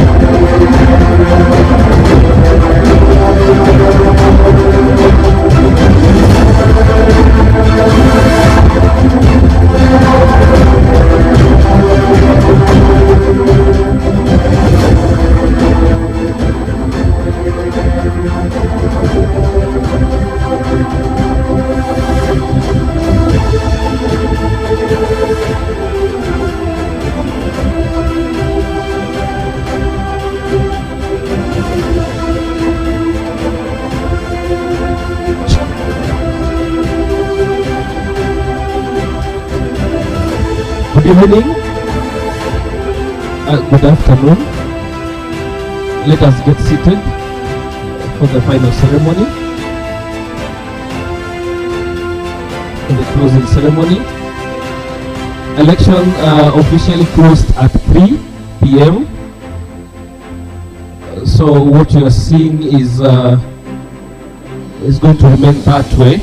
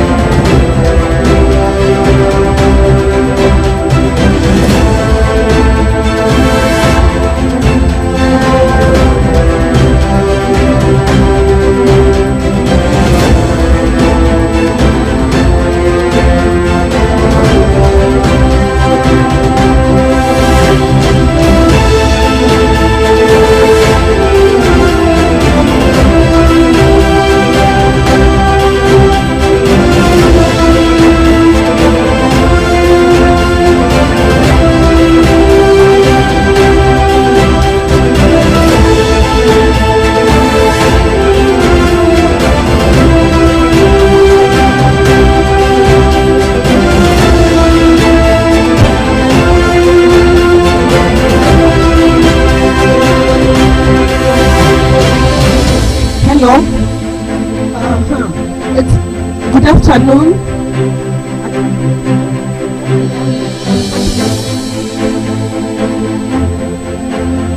So we just wanted to let you know that we are streaming live at the cafeteria. Green Hall is already full, but we are trying to organize to see if there will be extra space. If there is some space, we will allow you in. But for now, kindly follow at the cafeteria. You can follow from your phones because it is live on YouTube. Thank you.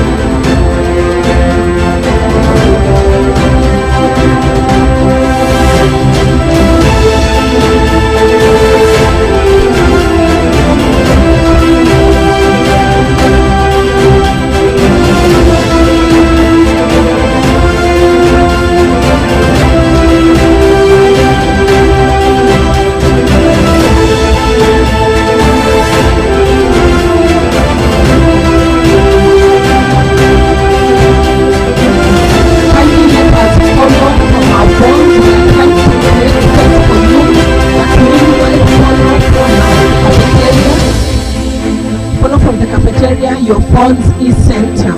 Thank you.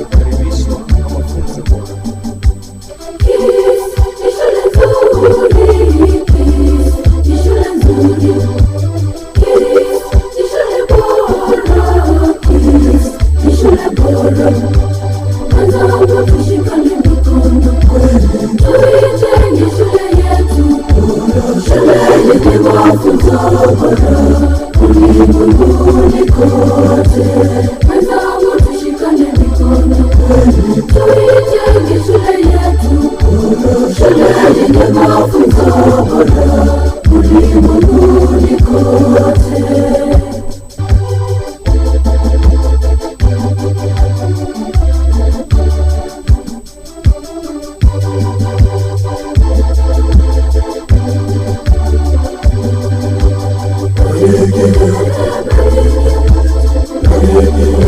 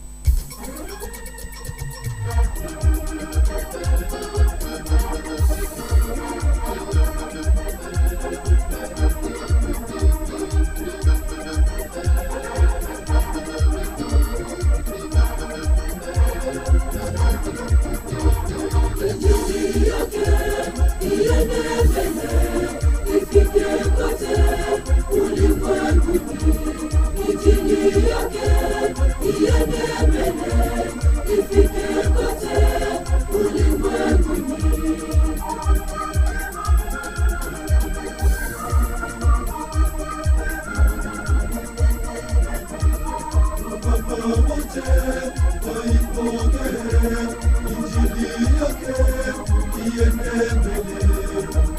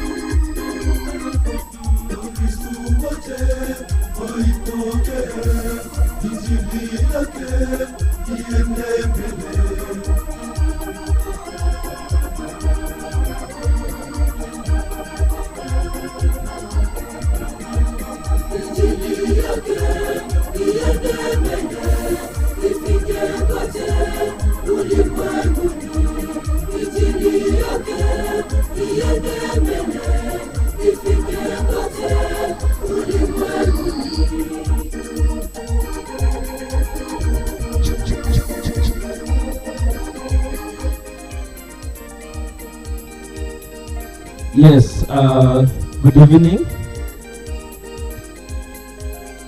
Once again, we have reached the end of this particular session. And I want to make a few observations before I hand over the mic to the institution. So my name is Innocent Kiboto. I'm from Voters Wall. I am in the IT department, and also we do a bit of project management to see how our clients are going on. So thank you so much for this particular event. I've seen a very good turnout. At this time, the customer is impressed how you're improving. Somebody else will improve that. I want to talk about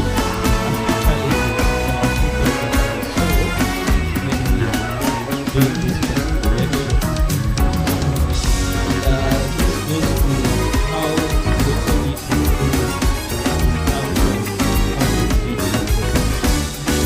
as a voter, it's important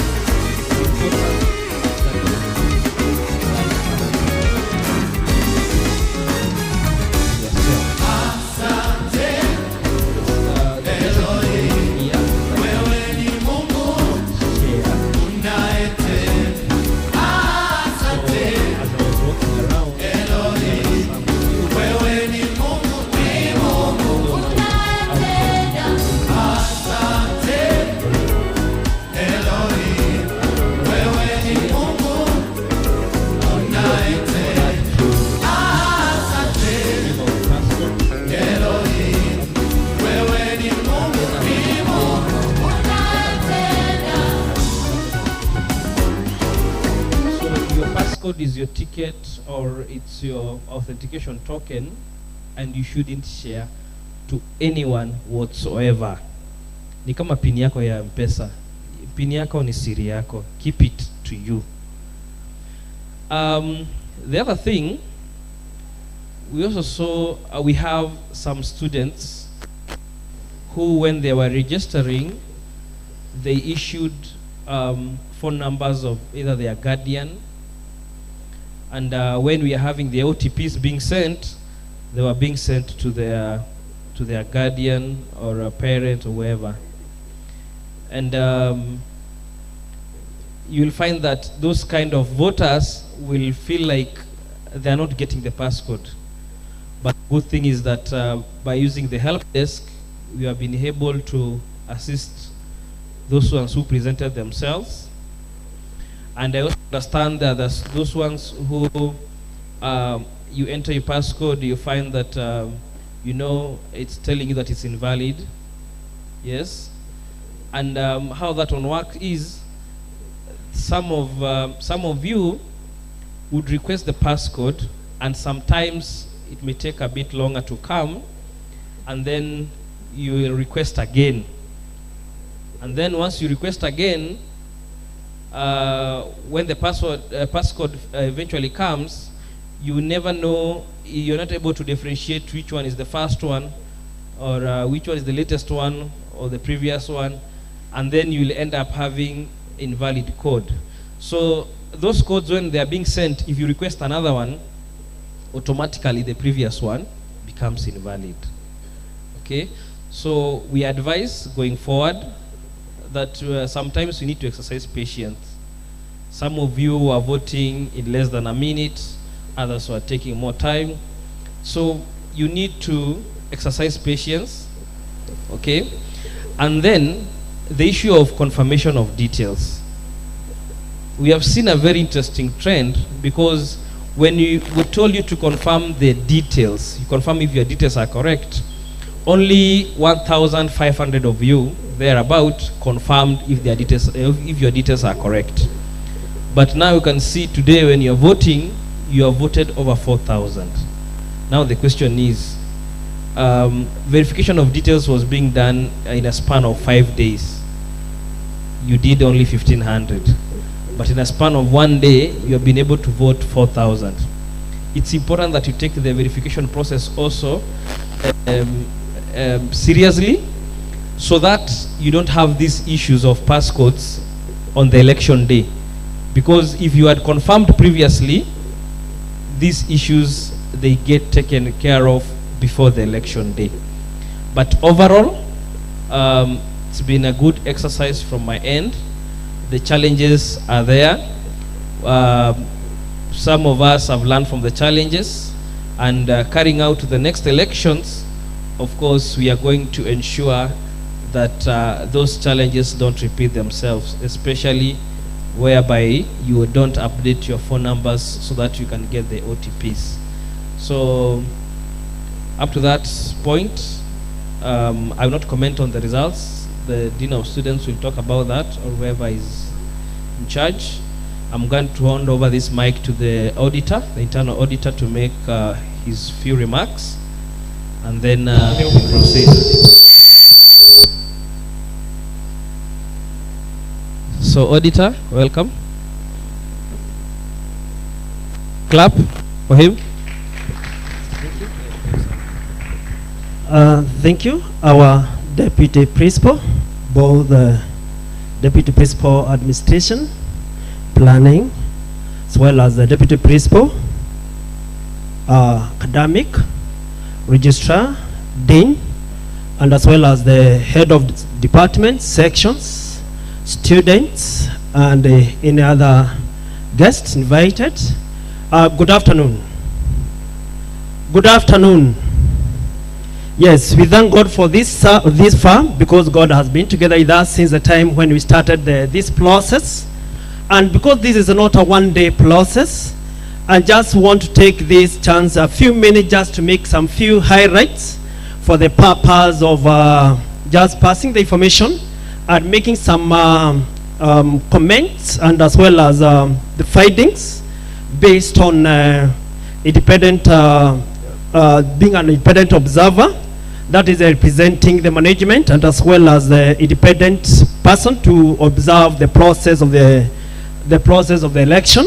And this is just what I want just to make and say, that the election started well and exactly at 8, and the preparation was well done, and as well as also the students were well informed, and as well as they were well engaged. And in case where there was a problem, I know that this has been handled by the Dean's office, and as well as other administrators who are involved. Also, the commissioners, they were ready also to listen as well as to hear the complaints that were being raised by the voters and as well as the candidate as well as their agents.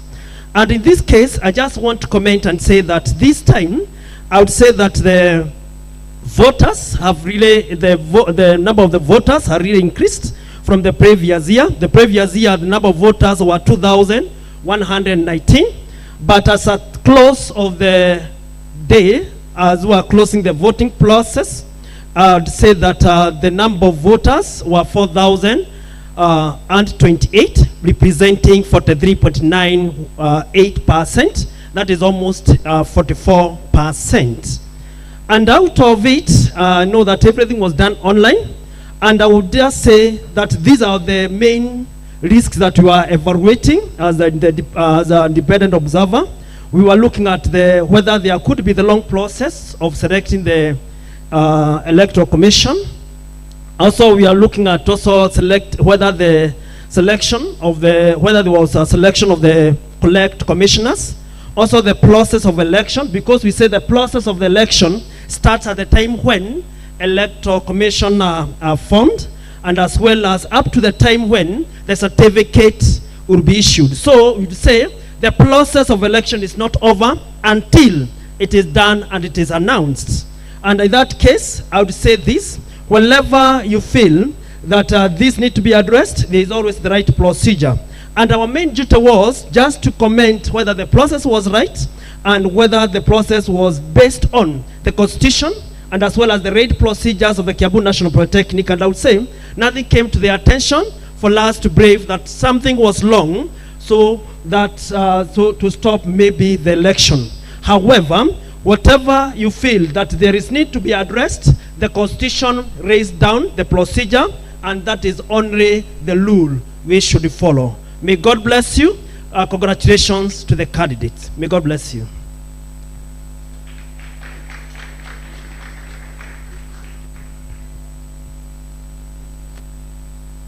Don't know. Dean?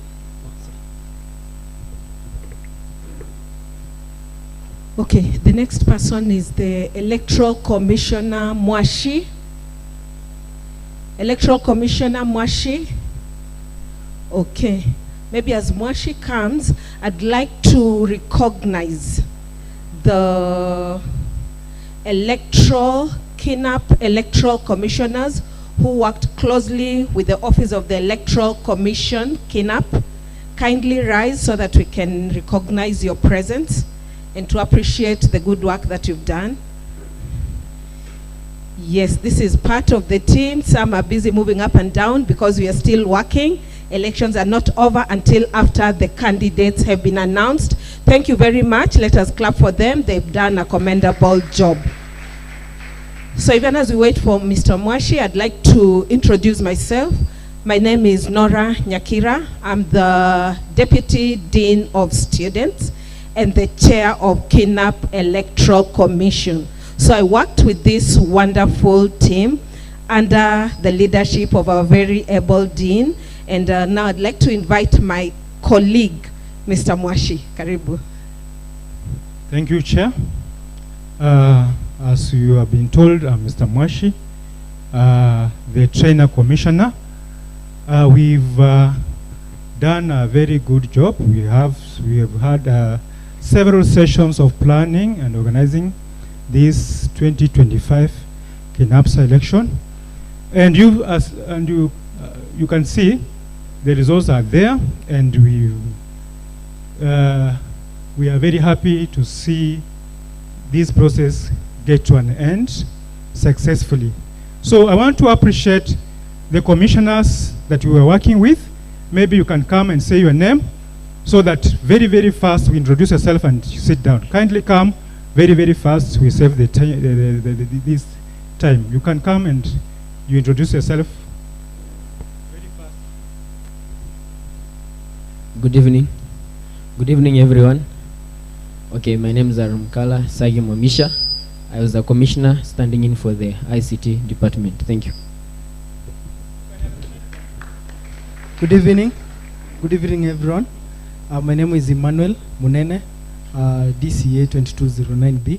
I'm representing the hospitality department. Thank you. Good evening, Faith Mwangi, DGA 2209B, representing Applied Science. Thank you. Hi everyone, Preston Jr. is my name. I'm very glad to see you all. Have a blessed time. All protocols observed. Good evening. Wanjugoyan is my name, aide for Electrical Department. Thank you. Good evening. Evening. Lynette Mwendwa, Building and Civil Engineering Department. All protocols observed. Good evening. My name is Evelyn Wamboi Motito, PMG 6008, Business Department. Thank you, commissioners. These are the people who are planning for this election, and they have done a very good job. We thank God for them, that they continue serving this good institution of ours, and may God bless you. Thank you for listening to me. Back to you, Chair. Back to you, Chair, for your guidance. You can appreciate me as I sit down. Yes, I actually wanted to tell you to appreciate my fellow trainer commissioner. So this is the great team that we worked with. That's the Kinapsa Electoral Commission. I'd also like to, at this point in time, this was a very special day for us. And the student fraternity who voted, they came out in large numbers, are seated here. If you are, I know we are the majority, Kinapsa students, and I mean just Kinapsa students, kindly rise. We want our visitors. We have visitors in the house, and it's good that they see you not only voted out wherever you are, but you've also come to witness the final leg. So Kinapsa student fraternity, kindly rise. Students. Kinapsa. Yes, thank you very much.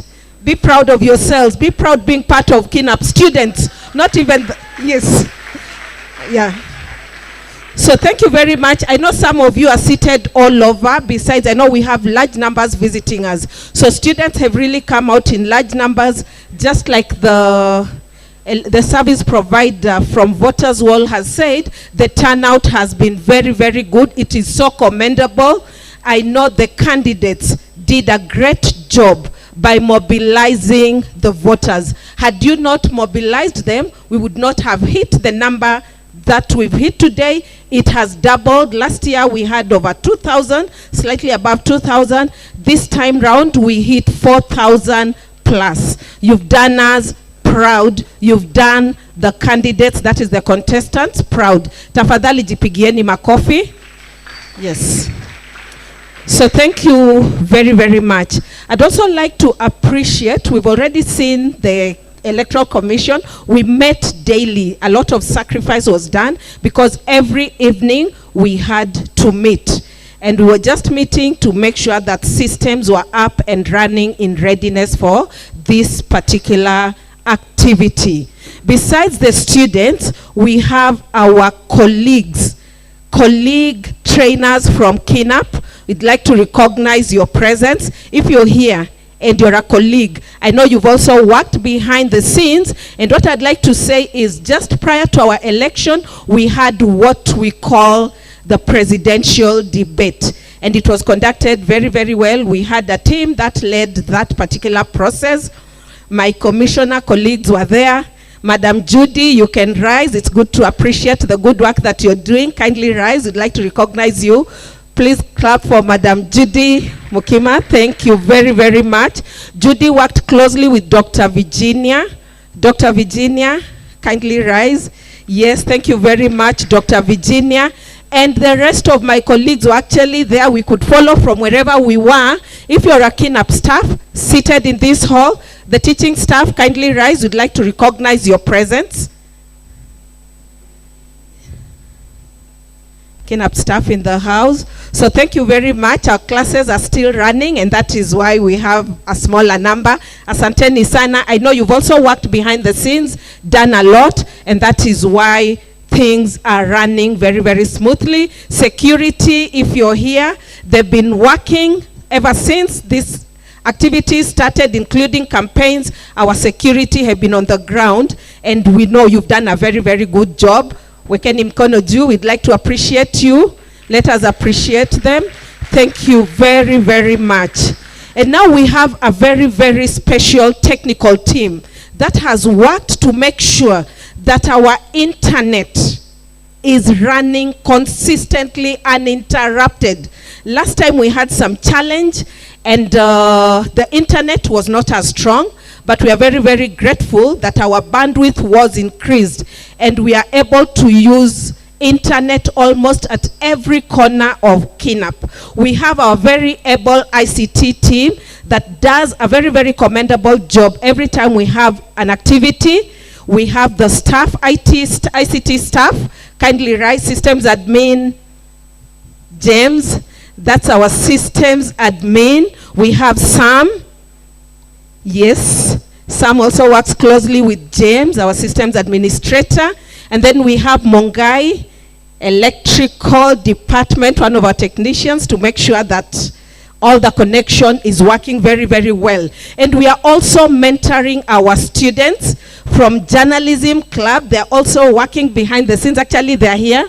Kindly rise, our ICT students who have worked with us very, very well. They made sure it was streaming on YouTube. And yeah, we have quite a number. One of them is here. The ones who are running all the activities.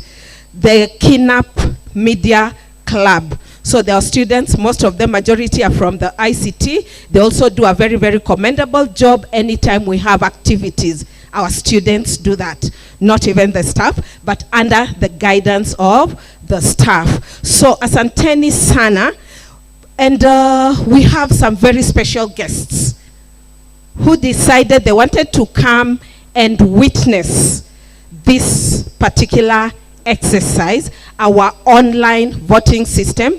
This is the second time we are using this particular system. I'd like to recognize our visitors from the Kitale National Polytechnic.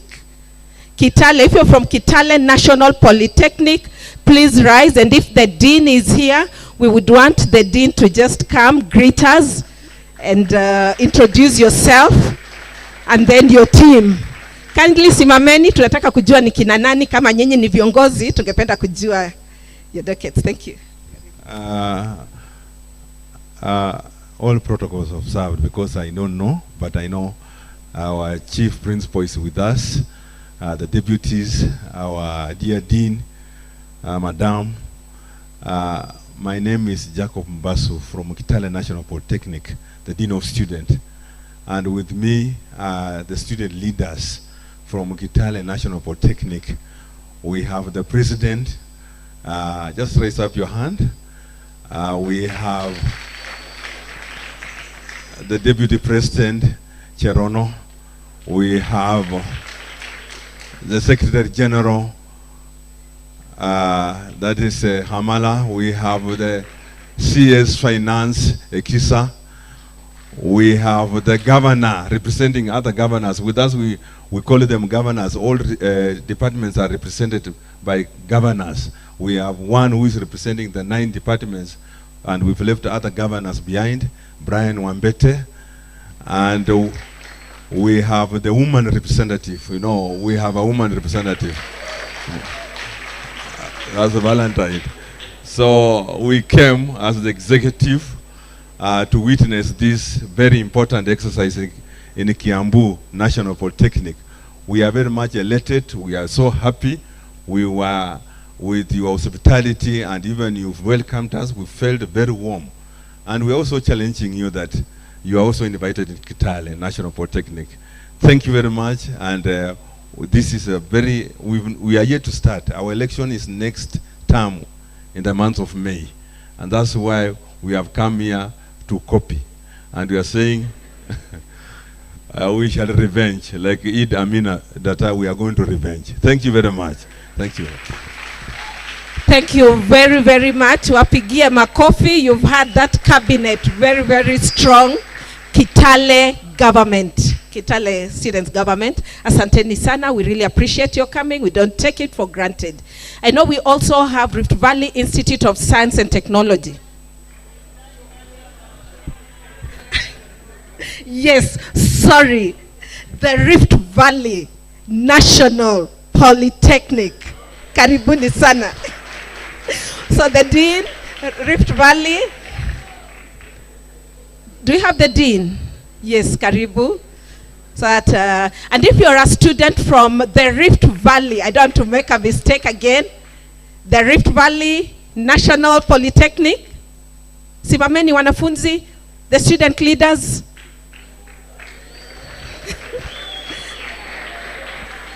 So you let us know your team as you introduce yourself. Thank you so much. All protocols observed. My name is Joseph Keraro. I'm the Dean of Students from the Rift Valley National Polytechnic. With me, I've traveled with my Deputy Dean. Madam is there. My colleagues, you can stand up, the trainers. I've traveled with a team of 8 trainers. And out of the 8 trainers, they were all the commissioners during our student election. We conducted our elections last week. And then we decided to travel with a whole team, all those who participated in the elections, that is the candidates, all of them. We came with all of them, so we have a team of 32 students. So among us, there are those the elected leaders, and then the ones who were competitors during our elections. So let me start. Madam, she's our Deputy Dean. Dean of Students. Then we have our Deputy Registrar. We have Head of Department for Career Guidance. Then have HOD, HAPS, that is Applied Sciences. We have the Deputy ILO. We have one of our trainers. Then we have Deputy Exam Officer, Mr. Kinulia there, and one of other trainers. These are the trainers with whom we traveled. We came this morning, and we managed to be here in good time so that we can also experience. We decided that now that we have conducted our elections, we never managed to change our student constitution last time. So we felt this is a good opportunity for us to come so that we can be able to learn. And then the next election, we are also going to be part of it. It's a wave, and therefore nobody will run away from this wave. And then among us, are the students, just those who stood there. The student president is among elect. We have not sworn them in, that's why we cannot give them a chance to talk here. We have student elect. There is the Secretary General, Mr. Mosoti, and many other leaders among us here. I said we came with 32 students. So we are so happy with the hospitality that we have experienced here at the Kiambu National Polytechnic. We are happy, we have learned a lot. And we are also going to try and implement it at our institution. Thank you so much for this opportunity you've given us. So thank you very much. Wapigie makofi. And I want to believe, it is my belief that the students who are here are learning something from us. I always say learning is a continuous process. There is no time that we will ever say that nimesoma, nimefika. It is always a learning process. We learn from each other. And even as we continue doing this online voting, we are still learning. And even the Bible says, not that I have attained, Paul presses on until he reaches the mark. So it's a continuous process. Let us really clap for our students, Kitale and Arvist. Thank you very, very much. I'd like to find out, maybe there's an institution, a TVET institution or any other institution. I know we have the Open University of Kenya. Open University of Kenya. Are they still here?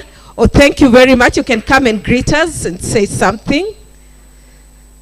So Open University of Kenya is an ICT university, and they're actually checking, is this system really working? Is it a system that stands the test of time, cannot be hacked and all that? He will tell us something brief.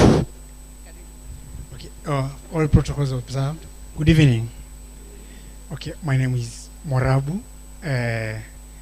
I represent Open University. I had my colleague, she has just left. So the one who is providing the services is one of our students. That's why we are here.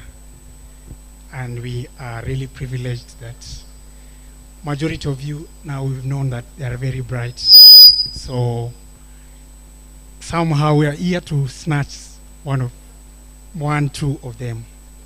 Yes. So thank you for, I don't know, asante sana. Yes, so thank you very much, Open University of Kenya. So what he's trying to say is some of their students are here and their students are doing a commendable job and they're saying they might poach some of them. So that's what he's saying. But we are very grateful, Open University of Kenya. And I know we have ICT students and not just ICT students. Anybody, I think I interacted with them, you're free to join and learn the various courses that they offer. I just wanted to find out whether there's any other TVET institution that is here and possibly we've not recognized you. Maybe you came a bit late when we were already settled and you're here. Any TVET institution? Okay, I think we have 2 institutions this time round. There is one group that I did not recognize. I know they are not here, but our visitors have really appreciated the hospitality that they were given. That is from our cafeteria team, and I just want to appreciate them in absentia. They are usually a team that is equal to the task. They always do a good job, and they've never disappointed. And we are happy that you've really appreciated the work that they've done, the hospitality that they've extended to you. We are happy.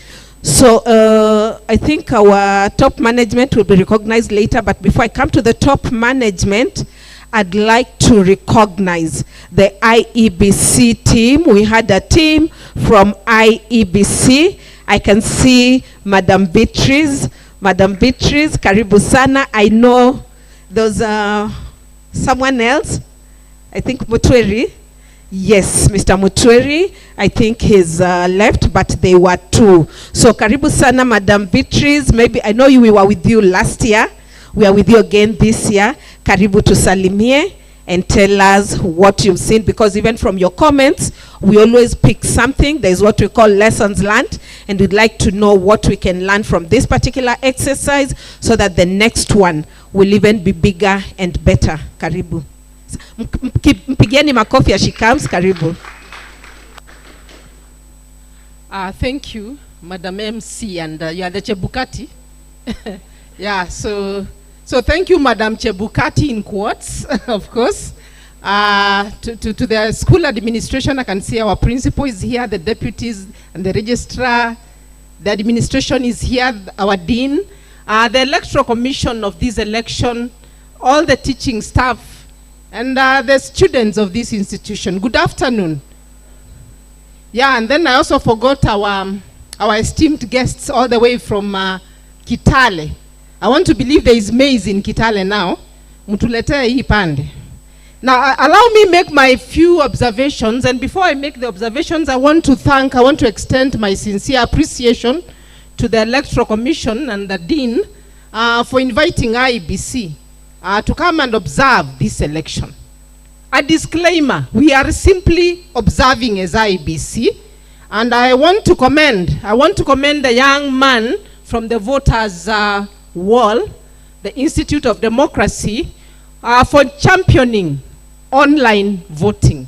I think this is something very commendable, and we were here to observe. We were here last year, and it is a system that we will always recommend for institutions to keep on using. So well done, voters' wall. Now, allow me make a few observations, a few comments on what I've witnessed today. I got here at around 8:30, and the people had already begun voting. You know, I'm an observer. And one thing I want to appreciate this institution is that in as much as we were running elections, the students were in their classes and the staff were also busy teaching. I think that is commendable. It did not affect the learning process. So we realized that by as early as 8:30, the turnout was shooting, and it was even going beyond 700, which was quite commendable. And that is why in the evening, somebody has just mentioned that we have over 4,000 voters, and it is like we have multiplied, we have doubled from last year. Now, what does that mean? It means that you, the voters, because are the students, you have confidence in the electoral process. You have confidence in the electoral team, that is the electoral commissioners, and you have confidence in the voters' wall, and therefore that is commendable. You know, elections is about perception. One thing about our Republic, Kenya, why we always have a lot of petition after elections, is because there is lack of trust for the IEBC, especially in some communities, not all of them, in some regions. But the moment we have trust for the electoral process in this institution, then we are going to continue witnessing rise in numbers of voter turnout. Now, I just want to finish. I want to congratulate the contestants or the candidates of today. That shows maturity in terms of democracy, because you are able to offer yourselves as candidates. Without you, we would not be convening here. So take my hearty congratulations for offering yourselves as candidates today. I know we are going to have losers today, and we are going to have winners today. But I want to appeal that as the winners celebrate, let us have the losers concede defeat. The process was fair, it was very transparent, it was very open. And as we said the other time, the process was very simple to vote. It was quite accurate in terms of tallying and counting, and very verifiable, because I know they have a server that we can get back to and verify the results. So I will urge the losers, please just concede defeat. Otherwise, I want to wish as well, and thank you so much. And next time you call us, tutakuja. I have much to share, but I will share with the vote master, the vote wall, and also the electoral commission. Mvua ndio hiyo, asante. So thank you very much. Let us clap for our IEBC official. They also do a very, very good job, and a tough one, especially when we are going through elections. So asanteni sana. You can see we had a mix, a cocktail of various visitors in our midst, and we are very, very happy, and we are learning a lot even from the comments that are coming, and I believe even our visitors are able to pick something that you can go and implement back home. So at this point in time, I think my role as the chair of Electoral Commission at this point in time is coming